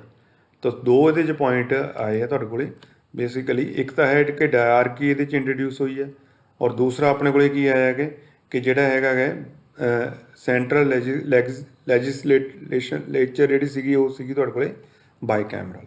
ਕਲੀਅਰ। ਨੈਕਸਟ ਹੋਰ ਇਹਦੇ 'ਚ ਕੀ ਕੁਛ ਹੋਇਆ ਹੈਗਾ, ਇੱਕ ਜਿਹੜਾ ਪਬਲਿਕ ਸਰਵਿਸ ਕਮਿਸ਼ਨ ਹੈ ਉਹ ਵੀ ਕਦੋਂ ਇੰਟਰੋਡਿਊਸ ਹੋਇਆ, during the act government of India act 1919। ਕਦੋਂ ਇੰਟਰੋਡਿਊਸ ਹੋਇਆ ਸੀ, 1926 ਦੇ ਵਿੱਚ। ਆ ਦੇਖੋ ਇੱਥੇ ਪਿਆ ਗਿਆ ਆ ਐਕਟ ਆ। ਇਹਨੂੰ ਦੇਖੋ, ਜਿਹੜਾ ਇਹ ਪਿਕਟੋਰੀਅਲ ਰਿਪਰੈਜ਼ੈਂਟੇਸ਼ਨ ਹੈ ਨਾ, ਇਹਦਾ ਮਤਲਬ ਕੀ ਹੈ ਕਿ ਇੰਨਾ ਪੈਰਾਗ੍ਰਾਫ ਪੜ੍ਹਨ ਦੀ ਜ਼ਰੂਰਤ ਨਹੀਂ ਹੈ। ਇੱਥੋਂ ਹੀ ਪੜ੍ਹ ਲਓਗੇ ਤਾਂ ਰਿਵਾਈਜ਼ ਹੋ ਜਾਊਗਾ। ਡਾਊਟ ਹੈ ਤਾਂ ਇੱਧਰ ਥਿਓਰੈਟੀਕਲ ਦੇਖ ਲੈਣਾ ਹੈਗਾ ਟਾਈਮ ਸੇਵ ਕਰਨ ਦੇ ਲਈ। ਹੁਣ ਡਾਇਆਰਕੀ ਦੇ ਵਿੱਚ ਕੀ ਹੈ, ਪ੍ਰੋਵਿੰਸਿਸ ਦੇ ਵਿੱਚ ਕੀ ਹੋਇਆ ਕਿ ਆਪਾਂ ਨੂੰ ਕਿਉਂਕਿ ਪ੍ਰੋਵਿੰਸਿਸ ਲੈਵਲ 'ਤੇ ਹੋਇਆ ਹੈਗਾ, ਹੁਣ ਦੋ ਸਬਜੈਕਟਸ ਆਪਾਂ ਡਿਵਾਈਡ ਕਰ ਲਿਆ ਸੀਗਾ, ਇੱਕ ਰਿਜ਼ਰਵ ਸਬਜੈਕਟ, ਦੂਸਰਾ ਟਰਾਂਸਫਰਡ ਸਬਜੈਕਟਸ। ਦੂਸਰਾ ਕੀ ਹੈ, ਇਹ ਆ ਗਿਆ ਆਪਣਾ ਸੈਂਟਰਲ ਪਬਲਿਕ ਸਰਵਿਸ ਕਮਿਸ਼ਨ ਬਣਿਆ। ਕਦੋਂ ਬਣਿਆ, 1926 ਦੇ ਵਿੱਚ। ਤੀਜੀ ਗੱਲ ਜਿਹੜੀ ਮੇਨ ਇੱਥੇ ਹੋਈ ਹੈ, ਇੱਥੇ ਜਿਹੜਾ ਬਜਟ ਆ, ਬਜਟ ਆਪ ਦੇਖੋ ਪਹਿਲੀ ਵਾਰ ਬਜਟ ਕਦੋਂ ਇੰਟਰੋਡਿਊਸ ਹੋਇਆ ਸੀਗਾ, ਵਰਡ ਕਦੋਂ ਯੂਜ਼ ਹੋਇਆ ਸੀਗਾ, ਇਹਨੂੰ ਆਪਾਂ ਦੇਖਿਆ ਜਾਵੇ ਤਾਂ ਉਹ ਆਪਣੇ ਕੋਲ 1892 ਦੇ ਵਿੱਚ ਹੋਇਆ ਸੀਗਾ, ਹੈ ਨਾ। ਪਰ ਹੁਣ ਕੀ ਹੋਇਆ ਹੈਗਾ, ਹੁਣ ਬਜਟ ਕੀ ਹੈ, ਇੱਥੇ ਸੈਪਰੇਟ ਬਜਟ ਕਰਤਾ, ਸੈਂਟਰ ਦੇ ਲਈ ਅਲੱਗ ਔਰ ਪ੍ਰੋਵਿੰਸਿਸ ਦੇ ਲਈ ਅਲੱਗ। ਜਿਵੇਂ ਆਪਣੇ ਹੁਣ ਕੀ ਹੈ, ਯੂਨੀਅਨ ਬਜਟ ਅਲੱਗ ਆ ਔਰ ਸਟੇਟ ਦਾ ਅਲੱਗ। ਤਾਂ ਉਹਦੇ ਕੀ ਹੈ, ਉਦੋਂ ਕੀ ਹੈ, ਸੈਂਟਰ ਆਫ ਪ੍ਰੋਵਿੰਸਿਸ। ਤਾਂ ਇਹ ਦੋਨਾਂ ਨੂੰ ਸੈਪਰੇਟ ਕਰਤਾ ਸੀਗਾ। ਔਰ ਦੂਸਰੀ ਜਿਹੜੀ ਗੱਲ ਮੈਂ ਤੁਹਾਨੂੰ ਦੱਸੀ ਕਿ 1909 ਦੇ ਵਿੱਚ ਜਿਹੜਾ ਕਮਿਊਨਲ ਰਿਪਰੈਜ਼ੈਂਟੇਸ਼ਨ ਮੋਰਲੇ-ਮਿੰਟੂ ਰਿਫਾਰਮਸ ਦੇ ਨਾਲ ਸ਼ੁਰੂ ਹੋਈ ਸੀਗੀ, ਉਹਨੂੰ ਕੀ ਕਰਤਾ, ਐਕਸਟੈਂਡ ਕਰਤਾ। ਪਹਿਲੇ ਸਿਰਫ ਉਹ ਮੁਸਲਿਮ ਸੀਗੇ, ਹੁਣ ਆਪਣੇ ਕੋਲੇ ਕੀ ਆ ਗਏ ਆ, ਸਿੱਖ ਆ ਗਏ ਆ, ਯੂਰਪੀਅਨਸ ਆ ਗਏ ਆ ਔਰ ਐਂਗਲੋ ਇੰਡੀਅਨਸ ਆ ਗਏ ਆ। ਤਾਂ ਇਟ ਮੀਨ ਜਿਹੜੀ ਜਿਹੜਾ ਗਵਰਨਮੈਂਟ ਆਫ ਇੰਡੀਆ ਐਕਟ 1919 ਉਹਨੇ ਕਿ ਦੇ ਐਕਸਟੈਂਡਡ ਦਾ ਕਮਿਊਨਲ ਰਿਪਰੈਜ਼ੈਂਟੇਸ਼ਨ, 3 ਕੈਟਾਗਰੀਜ਼ ਹੋਰ ਇੰਟਰੋਡਿਊਸ ਕਰਤੀਆਂ। ਇਸ ਤੋਂ ਬਾਅਦ ਆਪਾਂ ਕੀ ਕਰਾਂਗੇ, ਕਿੱਥੇ ਐਕਸਟੈਂਡ ਕਰਾਂਗੇ, 1900 ਗਵਰਨਮੈਂਟ ਆਫ ਇੰਡੀਆ ਐਕਟ 1935 ਦੇ ਵਿੱਚ। ਕਲੀਅਰ। ਔਰ ਇੱਕ ਹੋਰ ਇਹਦੇ 'ਚ ਯਾਦ ਰੱਖ ਲਓ, ਵੈਸੇ ਤਾਂ ਕੁਐਸਚਨ ਨਹੀਂ ਆਉਂਦਾ, ਕਿ ਇੱਕ ਨਿਊ ਆਫਿਸ ਬਣਾਤਾ ਸੀਗਾ high commissioner the, high commissioner for India in London. ਉਹਨੂੰ ਕੰਮ ਕਿਹੜੇ ਦਿੱਤੇ ਸੀਗੇ, ਜਿਹੜਾ ਸੈਕਟਰੀ ਆਫ ਦਾ ਸਟੇਟ ਹੈ ਉਹ ਵੀ ਫੰਕਸ਼ਨਸ ਉਹ ਪਰਫਾਰਮ ਕਰਦਾ ਸੀਗਾ, high commissioner of India. Clear. ਇਹ ਆਪਣੇ ਕੋਲੇ ਜਿਹੜਾ ਐਕਟ ਬਣਿਆ ਸੀਗਾ 19 ਗਵਰਨਮੈਂਟ ਆਫ ਇੰਡੀਆ ਐਕਟ 1919। ਹਾਂ, ਇੱਕ ਚੀਜ਼ ਹੋਰ ਇਹਦੇ 'ਚ ਮੈਂ ਜਿਹੜੀ ਡਿਸਕਸ ਕਰਨ ਵਾਲੀ ਰਹਿ ਗਈ ਹੈ, ਇਹਦੇ 'ਚ ਇਹ ਕੀ ਹੈ ਕਿ ਇਹਨੇ ਇੱਕ ਨਾਲ ਇਹ ਵੀ ਪ੍ਰੋਵੀਜ਼ਨ ਦੇ ਦਿੱਤੀ ਹੈ ਕਿ ਜਿਹੜਾ ਐਕਟ ਬਣਿਆ ਨਾ ਆਪਣਾ GOI ਐਕਟ 1919, ਅਗਰ ਇਹਨਾਂ ਨੂੰ ਰਿਵਿਊ ਕਰਨਾ ਹੈ, ਤਾਂ ਰਿਵਿਊ ਕਦੋਂ ਹੋਊਗਾ, 10 ਸਾਲ ਬਾਅਦ ਹੋਊਗਾ। 10 ਸਾਲ ਤੋਂ ਪਹਿਲਾਂ ਕੋਈ ਕਮੇਟੀ ਨਹੀਂ ਬਣ ਸਕਦੀ ਜਿਹੜੀ ਇਸ ਐਕਟ ਦੀ ਵਰਕਿੰਗ ਨੂੰ ਰਿਵਿਊ ਕਰੇ, ਹੈ ਨਾ। ਇਹ ਪੁਆਇੰਟ ਦੱਸਣਾ ਇੱਥੇ ਜ਼ਰੂਰੀ ਸੀਗਾ ਵੀ ਇਹਨਾਂ ਨੇ ਇੱਕ ਇਹ ਵੀ ਪ੍ਰੋਵੀਜ਼ਨ ਰੱਖੀ ਹੈ ਵੀ ਜੇ ਇਹਨੂੰ ਰਿਵਿਊ ਕਰਨਾ ਹੈਗਾ, ਇਹਦੀ ਵਰਕਿੰਗ ਨੂੰ ਰਿਵਿਊ ਕਰਨਾ ਹੈ, ਤਾਂ ਉਹ ਕਦੋਂ ਬਣੂਗਾ, ਉਹ 10 ਸਾਲ ਬਾਅਦ। ਇਹਦਾ ਮਤਲਬ ਕੀ ਹੈ, 1919 'ਚ ਇਹ ਬਣਿਆ ਹੈਗਾ ਤਾਂ 10 ਸਾਲ ਕਦੋਂ ਹੁੰਦੇ ਆ, 1929 ਜਾ ਕੇ ਕੋਈ ਕਮਿਸ਼ਨ ਬੈਠੂਗਾ ਜਿਹੜਾ ਇਹਦੀ ਵਰਕਿੰਗ ਨੂੰ ਰਿਵਿਊ ਕਰੂਗਾ। ਕਲੀਅਰ। ਚਲੋ ਜੀ, ਹੁਣ ਨੈਕਸਟ ਆਪਣੇ ਕੋਲ ਇੱਕ ਸਾਈਮਨ ਕਮਿਸ਼ਨ, ਆਪਾਂ ਯੂਜ਼ਲੀ ਸੁਣਿਆ ਕਿ ਸਾਈਮਨ ਕਮਿਸ਼ਨ ਲਾਲਾ ਲਾਜਪਤ ਰਾਏ ਜੀ ਵਾਲੀ ਕਹਾਣੀ ਸੁਣੀ ਹੈ ਜਿਹੜੀ, ਹੈ ਨਾ। ਉਹਦੇ 'ਚ ਕੀ ਹੁੰਦਾ ਕਿ ਸਾਈਮਨ ਕਮਿਸ਼ਨ ਦਾ ਮਤਲਬ ਕੀ ਆ। ਹੁਣ ਸਾਈਮਨ ਕਮਿਸ਼ਨ ਕਿਉਂ ਆਇਆ ਹੈਗਾ, ਸਾਈਮਨ ਕਮਿਸ਼ਨ ਦਾ ਮੇਨ ਮੋਟਿਵ ਹੀ ਕੀ ਸੀਗਾ, to review the government of India act 1919। 1919 ਜਿਹੜਾ ਗਵਰਨਮੈਂਟ ਆਫ ਇੰਡੀਆ ਐਕਟ ਆਇਆ ਸੀਗਾ, ਉਹਦੀ ਵਰਕਿੰਗ ਨੂੰ ਰਿਵਿਊ ਕਰਨ ਦੇ ਲਈ ਸਾਈਮਨ ਕਮਿਸ਼ਨ ਬਣਿਆ ਸੀਗਾ। ਬਣਨਾ ਕਦੋਂ ਸੀਗਾ, 10 ਸਾਲ ਬਾਅਦ। 10 ਸਾਲ ਹੁੰਦੇ 1929, ਪਰ ਇਹ ਕੀ ਬਣ ਗਿਆ, ਇਹ 2 ਸਾਲ ਪਹਿਲਾਂ ਹੀ ਬਣ ਗਿਆ। ਕਦੋਂ ਬਣਿਆ, 2 ਸਾਲ 1929 ਤੋਂ ਪਹਿਲਾਂ ਕਿੰਨੇ ਹੋ ਗਏ, 1927। 1927 ਦੇ ਵਿੱਚ ਆਪਣੇ ਕੋਲ ਕੀ ਬਣ ਗਿਆ, ਸਾਈਮਨ ਕਮਿਸ਼ਨ ਬਣ ਗਿਆ, to review the working of the government of India act 1919। Clear. ਹੁਣ ਇਹਦੀ ਰეკਮੈਂਡੇਸ਼ਨ ਕੀ, ਬੇਸਿਕਲੀ 7 ਮੈਂਬਰ ਕਮੇਟੀ ਹੈ, ਹਿਸਟਰੀ ਦੇ ਵਿੱਚ ਆਪਾਂ ਦੁਬਾਰਾ ਇਹਨੂੰ ਡਿਸਕਸ ਕਰਾਂਗੇ, ਬਟ ਇੱਥੇ ਸਿਰਫ ਇਹੀ ਹੈ ਵੀ ਬਣਿਆ ਕਿਉਂ ਆ, ਗਵਰਨਮੈਂਟ ਆਫ ਇੰਡੀਆ ਐਕਟ ਨੂੰ ਰਿਵਿਊ ਕਰਨ ਦੇ ਲਈ। ਹੁਣ ਜਿਹੜੀ ਇਹਦੇ 'ਚ ਇੰਪੋਰਟੈਂਟ ਗੱਲ ਉਹ ਇਹ ਆ ਕਿ ਇਹਨਾਂ ਦਾ ਮੇਨ ਮੋਟਿਵ ਕੀ ਸੀ, ਸੌਰੀ ਇਹਨਾਂ ਦੀ ਰეკਮੈਂਡੇਸ਼ਨ ਕੀ ਸੀ। ਸਭ ਤੋਂ ਪਹਿਲਾਂ ਤਾਂ ਇਹਨਾਂ ਦੀ ਰეკਮੈਂਡੇਸ਼ਨ ਸੀਗੀ ਜਿਹੜੀ ਅਬੋਲਿਸ਼ਨ ਆਫ ਡਾਇਆਰਕੀ। ਡਾਇਆਰਕੀ ਆਪਾਂ ਇੰਟਰੋਡਿਊਸ ਕਿੱਥੇ ਹੋਈ, 1919 ਦੇ ਵਿੱਚ। ਤਾਂ ਉਹ ਕੀ ਕਹਿੰਦਾ, ਇਹਨੂੰ ਅਬੋਲਿਸ਼ ਕਰ ਦਿੱਤਾ ਜੀ, ਇਹਨੂੰ ਖਤਮ ਕਰ ਦਿੱਤਾ ਜਾਵੇ। ਜਿਹੜੀ ਡਿਊਲ ਗਵਰਨਮੈਂਟ ਹੈ, ਟਰਾਂਸਫਰਡ ਐਂਡ ਰਿਜ਼ਰਵ ਸਬਜੈਕਟਸ ਵਾਲੀ, ਇਹਨੂੰ ਖਤਮ ਕਰ ਦਿੱਤਾ। ਦੂਸਰੀ ਕੀ ਗੱਲ ਆ, extension of responsible government in provinces. ਇਹਦੇ 'ਚ ਕੀ ਹੈ ਕਿ ਜਿਹੜੀ ਪਹਿਲੇ ਪ੍ਰੋਵਿੰਸਸ ਦੇ ਵਿੱਚ ਸੀਗੀ ਉਹ ਗਵਰਨਮੈਂਟ ਸੀਗੀ ਨਾਨ ਰਿਸਪੋਂਸੀਬਲ, ਠੀਕ ਹੈ। ਤਾਂ ਉਹਨਾਂ ਨੇ ਕੀ ਕੀਤਾ, ਇਹਨੂੰ ਅਕਾਊਂਟੇਬਲ ਬਣਾਇਆ ਜਾਵੇ, ਕਿਸੇ ਨੂੰ ਇਹਨੂੰ ਅਕਾਊਂਟੇਬਲ ਬਣਾਇਆ ਜਾਵੇ। ਇਹ ਨਹੀਂ ਹੈ ਕਿ ਇਹ ਤੁਹਾਡੀ ਨਾਨ ਰਿਸਪੋਂਸੀਬਲ ਹੋਵੇ। ਇਹ ਦੂਸਰੀ।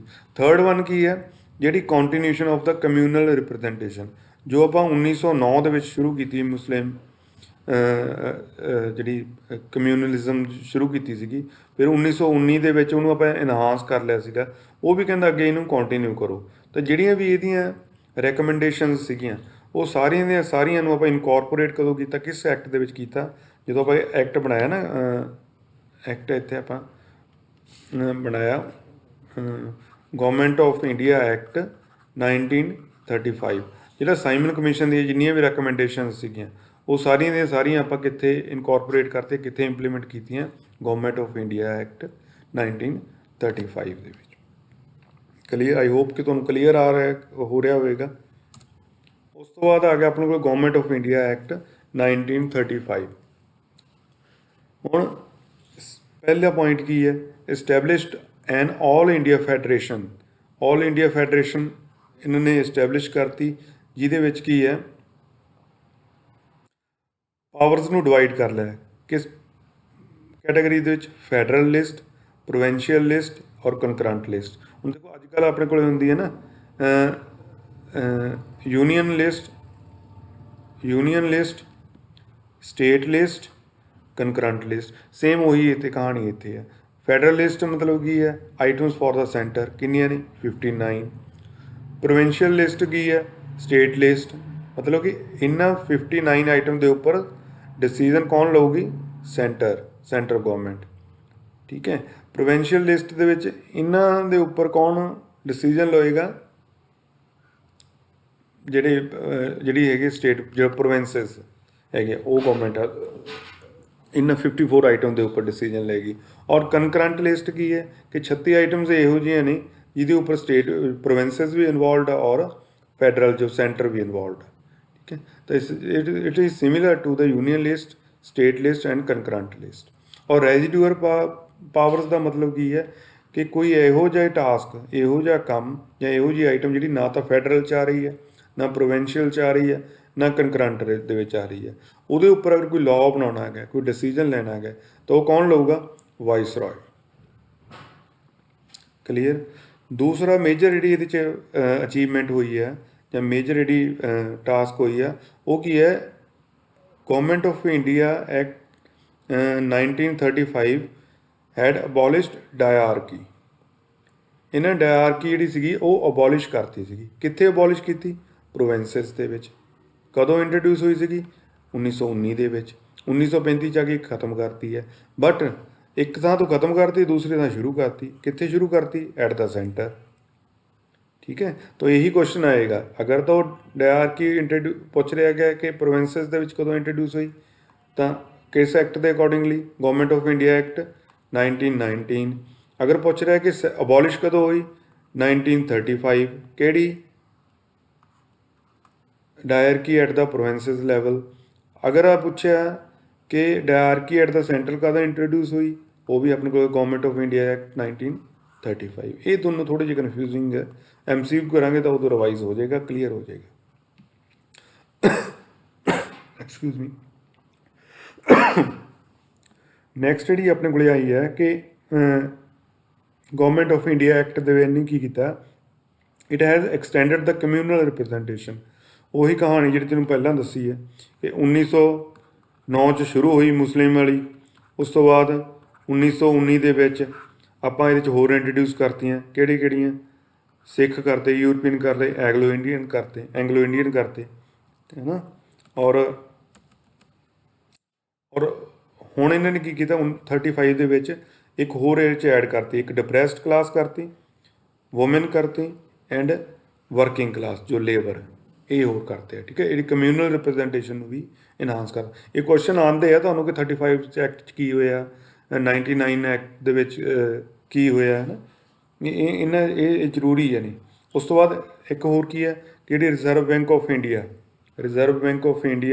ਇਹ ਵੀ ਕੀ ਕੀਤਾ, established the Reserve Bank of India to control the currency and the credit of the country. Same role ਹੈ ਜੋ ਰਿਜ਼ਰਵ ਬੈਂਕ ਆਫ ਇੰਡੀਆ ਹੁਣ ਕਰਦੀ ਹੈ। ਇਹ ਵੀ ਕਦੋਂ ਤੁਹਾਡਾ ਹੋਇਆ, ਗਵਰਨਮੈਂਟ ਆਫ ਇੰਡੀਆ ਐਕਟ 1935 ਦੇ ਅੰਡਰ ਹੀ ਹੋਇਆ ਹੈਗਾ। ਕਲੀਅਰ। ਹੁਣ ਆ ਗਿਆ ਜੀ ਤੁਹਾਡੇ ਕੋਲ ਇੰਡੀਅਨ ਇੰਡੀਪੈਂਡੈਂਸੀ ਐਕਟ ਆਫ 1947। ਇਸ ਦੇ ਵਿੱਚ ਕੀ ਹੋਏਗਾ, ਸਿੰਪਲੀ ਸਭ ਤੋਂ ਪਹਿਲੀ ਗੱਲ ਤਾਂ ਇਹ ਹੈ ਕਿ ਜਿਹੜਾ this act ended the British rule in India and declared India as independent and sovereign state from August 15, 1947। ਇਹਦਾ ਮਤਲਬ ਕੀ ਹੈ ਕਿ ਇਹਨੇ ਕੀ ਕਰਤਾ, ਇੰਡੀਆ ਨੂੰ ਫ੍ਰੀ ਕਰਤਾ, ਆਜ਼ਾਦ ਕਰਤਾ, ਤੇ ਇੰਡੀਆ ਹੁਣ ਜਿਹੜਾ ਹੈਗਾ ਆਪਣੇ ਡਿਸੀਜ਼ਨ ਖੁਦ ਲੈ ਸਕੇਗਾ। ਕਦੋਂ ਤੋਂ, ਅਗਸਤ 1947 ਤੋਂ। ਦੂਸਰੀ ਗੱਲ ਕੀ ਕੀਤੀ, ਅਬੋਲਿਸ਼ ਕੀ ਕਰਤਾ, ਆਫਿਸ ਆਫ ਦਾ ਵਾਇਸਰਾਏ। ਕਦੋਂ ਆਇਆ ਸੀਗਾ ਵਾਇਸਰਾਏ ਦਾ ਆਫਿਸ, ਜਦੋਂ ਕਰਾਊਨ ਰੂਲ ਸਟਾਰਟ ਹੋ ਗਿਆ ਸੀ ਆਪਣੇ ਕੋਲੇ, ਜਦੋਂ ਸੈਕਟਰੀ ਆਫ ਦਾ ਸਟੇਟ ਆਇਆ ਸੀਗਾ, ਅਤੇ ਫਸਟ ਵਾਇਸਰਾਏ ਆਪਣੇ ਕੋਲ ਲਾਰਡ ਕੈਨਿੰਗ ਆ ਗਿਆ ਸੀਗਾ, ਹੈ ਨਾ। ਆਪਣੇ ਕੋਲ ਸੀਗਾ ਇਹ 1858 ਦੇ ਵਿੱਚ। ਤਾਂ ਇਹਨੂੰ ਕਿ ਵਾਇਸਰਾਏ ਨੂੰ ਵੀ ਖਤਮ ਕਰਤਾ, ਐਂਡ ਪ੍ਰੋਵਾਈਡਡ ਈਚ ਡੋਮੇਨੀਅਨ ਹੈ ਗਵਰਨਰ ਜਨਰਲ। ਡੋਮੇਨੀਅਨ ਮਤਲਬ 2 ਡੋਮੇਨੀਅਨ ਦੇ ਵਿੱਚ ਆਪਾਂ ਡਿਵਾਈਡ ਕਰਤਾ ਸੀਗਾ, ਇੱਕ ਸੀਗੇ ਪਾਕਿਸਤਾਨ, ਦੂਸਰਾ ਇੰਡੀਆ, ਦੋਨਾਂ ਦੇ ਲਈ ਗਵਰਨਰ ਜਨਰਲ ਬਣ ਗਏ ਸੀਗੇ। ਤੀਜਾ ਕੀ ਹੈ, ਹੁਣ ਵਾਇਸਰਾਏ ਖਤਮ ਹੋ ਗਿਆ ਤਾਂ ਸੈਕਟਰੀ ਆਫ ਦਾ ਸਟੇਟ ਦੀ ਵੀ ਕੋਈ ਲੋੜ ਨਹੀਂ ਪਈ। ਇਹ ਚੀਜ਼ਾਂ ਵੀ 1858 ਵਾਲੇ ਐਕਟ ਸੀਗੇ, ਰੈਗੂਲੇਟਿੰਗ ਐਕਟ ਜਿਹੜਾ ਸੀਗਾ ਕਰਾਊਨ ਰੂਲ ਜਦੋਂ ਸਟਾਰਟ ਹੋ ਗਿਆ ਸੀਗਾ। ਠੀਕ ਹੈ, government of India act, secretary of state, ਇਹਦੀ ਵੀ ਕੋਈ ਜ਼ਰੂਰਤ ਨਹੀਂ, ਇਹ ਵੀ ਖਤਮ ਕਰਤਾ। ਅਤੇ ਜਿਹੜੀਆਂ ਇਹਦੀਆਂ ਪਾਵਰ ਸੀਗੀਆਂ ਉਹ ਟਰਾਂਸਫਰ ਕਿਹਨੂੰ ਕਰਤੀਆਂ, ਕਾਮਨਵੈਲਥ ਅਫੇਅਰਸ। ਕਾਮਨਵੈਲਥ ਅਫੇਅਰਸ ਕੀ ਹੈ, ਸਾਰੇ ਜਿਨ੍ਹਾਂ ਦੇ ਉੱਪਰ ਅੰਗਰੇਜ਼ਾਂ ਨੇ ਰੂਲ ਕੀਤਾ ਸੀਗਾ, ਹੁਣ ਕਾਮਨਵੈਲਥ ਕੰਟਰੀਜ਼ ਕਹਿ ਦਿੰਦੇ ਆ। Clear. And it granted the freedom to the dominion of India ਔਰ ਡੋਮੇਨੀਅਨ ਆਫ ਪਾਕਿਸਤਾਨ ਔਰ ਟੂ ਰਿਮੇਨ ਇੰਡੀਪੈਂਡੈਂਟ। ਇਸ ਜਿਹੜਾ ਇੰਡੀਅਨ ਇੰਡੀਪੈਂਡੈਂਸ ਐਕਟ 1947 ਹੈ, ਇਹਨੇ ਕੀ ਲੋਕਾਂ ਨੂੰ ਇਸ ਚੀਜ਼ ਦੀ ਲਿਬਰਟੀ ਦੇ ਦਿੱਤੀ ਹੈ ਕਿ ਉਹ ਇੰਡੀਆ ਦੇ ਨਾਲ ਜੁੜ ਸਕਦੇ ਆ, ਪਾਕਿਸਤਾਨ ਦੇ ਨਾਲ ਜੁੜ ਸਕਦੇ ਆ, ਜਾਂ ਔਰ ਦੇ ਕੈਨ ਰਿਮੇਨ ਇੰਡੀਪੈਂਡੈਂਟ। ਕਿਸੇ ਨਾਲ ਨਹੀਂ ਵੀ ਜੁੜਨਾ ਚਾਹਵੇ ਤਾਂ ਵੀ ਕੋਈ ਪ੍ਰੋਬਲਮ ਨਹੀਂ ਹੈ। ਕਲੀਅਰ। ਤਾਂ ਫਾਈਨਲੀ ਕੀ ਹੈ ਕਿ ਮਿਡਨਾਈਟ ਆਫ 15 ਅਗਸਤ 1947 ਨੂੰ ਸੀਗਾ ਜਿਹੜਾ ਬ੍ਰਿਟਿਸ਼ ਰੂਲ ਉਹ ਖਤਮ ਹੋ ਗਿਆ ਸੀਗਾ, ਐਂਡ ਪਾਵਰਸ ਵਰ ਟਰਾਂਸਫਰ ਟੂ ਇੰਡੀਪੈਂਡੈਂਟ ਡੋਮੇਨੀਅਨਸ। ਇੰਡੀਆ ਨੂੰ ਔਰ ਪਾਕਿਸਤਾਨ ਨੂੰ ਜਿਹੜੀਆਂ ਪਾਵਰਸ ਟਰਾਂਸਫਰ ਕਰਤੀਆਂ ਸੀਗੀਆਂ। ਹੁਣ ਜਿਹੜਾ ਲਾਰਡ ਮਾਊਂਟਬੈਟਨ ਸੀਗਾ, ਠੀਕ ਹੈ, he became the first governor general of new dominion of India. ਅਗਰ ਅੰਗਰੇਜ਼ ਪੁੱਛਿਆ ਜਾਵੇ ਤਾਂ ਉਹ ਕੌਣ ਬਣਿਆ ਸੀਗਾ, first governor general of independent India ਦਾ ਉਹ ਬਣਿਆ ਸੀਗਾ ਤੁਹਾਡੇ ਕੋਲੇ ਲਾਰਡ ਮਾਊਂਟਬੈਟਨ। ਅਗਰ ਪੁੱਛਿਆ ਜਾਵੇ first Indian governor general of independent India ਤਾਂ ਉਹ ਤੁਹਾਡੇ ਕੋਲ ਕੌਣ ਹੋਏਗਾ, ਉਹ ਹੋਏਗਾ ਤੁਹਾਡੇ ਕੋਲੇ ਸੀ ਰਾਜਾ ਗੋਪਾਲਾਚਾਰੀ। ਇਹ ਕੌਣ ਬਣਿਆ ਹੈਗਾ, first Indian governor general of free India. ਠੀਕ ਹੈ। ਤਾਂ ਔਰ ਲਾਰਡ ਮਾਊਂਟਬੈਟਨ ਨੇ ਤੁਹਾਨੂੰ ਪਤਾ ਹੀ ਹੈ ਕਿ ਜਿਹੜਾ ਜਵਾਹਰ ਲਾਲ ਨਹਿਰੂ ਸੀਗਾ ਉਹਨੂੰ as a first prime minister ਜਿਹੜੀ ਸਹੁੰ ਚੁਕਾਈ, ਔਰ ਅਲਟੀਮੇਟਲੀ ਆਪਾਂ ਕੀ ਹੈ ਆਜ਼ਾਦ ਹੋ ਗਏ ਆ। And the constituent assembly of India formed in 1946 become the parliament of Indian dominion. ਮਤਲਬ ਉਹ ਜਿਹੜੀ ਅਸੈਂਬਲੀ ਸੀ ਉਹਨਾਂ ਨੇ ਹੀ ਰੋਲ ਪਲੇ ਕੀਤਾ as a parliament law making ਦਾ। ਕਲੀਅਰ। ਇਹ ਹੁਣ ਆਪਾਂ ਕੀ ਕੀਤਾ ਇਹਦੇ ਵਿੱਚ, ਜਿਹੜਾ ਕੰਪਨੀ ਰੂਲ ਔਰ ਕਰਾਊਨ ਰੂਲ ਦੋਨਾਂ ਨੂੰ ਮਰਜ ਕੀਤਾ। 1600 ਈਸਵੀ ਦੇ ਵਿੱਚ ਆਪਣੇ ਕੋਲ ਈਸਟ ਇੰਡੀਆ ਕੰਪਨੀ ਬਣੀ। ਜਦ ਤੱਕ ਆਪਾਂ ਆਜ਼ਾਦ ਨਹੀਂ ਹੋਏ ਸਾਰੇ ਜਿਹੜੇ ਇੰਪੋਰਟੈਂਟ ਐਕਟਸ ਨੇ ਉਹਨਾਂ ਨੂੰ ਆਪਾਂ ਡਿਸਕਸ ਕਰ ਲਿਆ। ਜੋ ਇਹਨਾਂ ਦੇ ਕੁਐਸਚਨ ਬਣਨਗੇ ਉਹਦੀ ਇੱਕ ਅਲੱਗ ਤੋਂ ਆਪਣੇ ਕੋਲ MCQ ਵਾਲੀ ਵੀਡੀਓ ਹੋਏਗੀ ਚੈਪਟਰ ਵਾਈਜ਼ ਹੀ। ਜਿਵੇਂ ਸਪੋਜ਼ ਇਹ ਹੈ ਹਿਸਟੋਰੀਕਲ ਬੈਕਗਰਾਊਂਡ ਹੈ ਤਾਂ ਹਿਸਟੋਰੀਕਲ ਬੈਕਗਰਾਊਂਡ ਉਹਦੇ ਨਾਲ ਕੀ ਹੋਏਗਾ MCQ। ਉਸ ਦੇ ਬੇਸਿਸ ਵਾਲੀ ਜਿਹੜੀ ਅੱਗੇ ਸੈਕਿੰਡ ਵੀਡੀਓ ਆ ਉਹ ਤੁਸੀਂ ਅਟੈਂਪਟ ਕਰਨੀ ਹੈ ਤਾਂ MCQ ਲਈ ਉਹਨੂੰ ਅਟੈਂਪਟ ਕਰ ਲਿਓ, ਉਹਨੂੰ ਵਿਊ ਕਰਿਓ।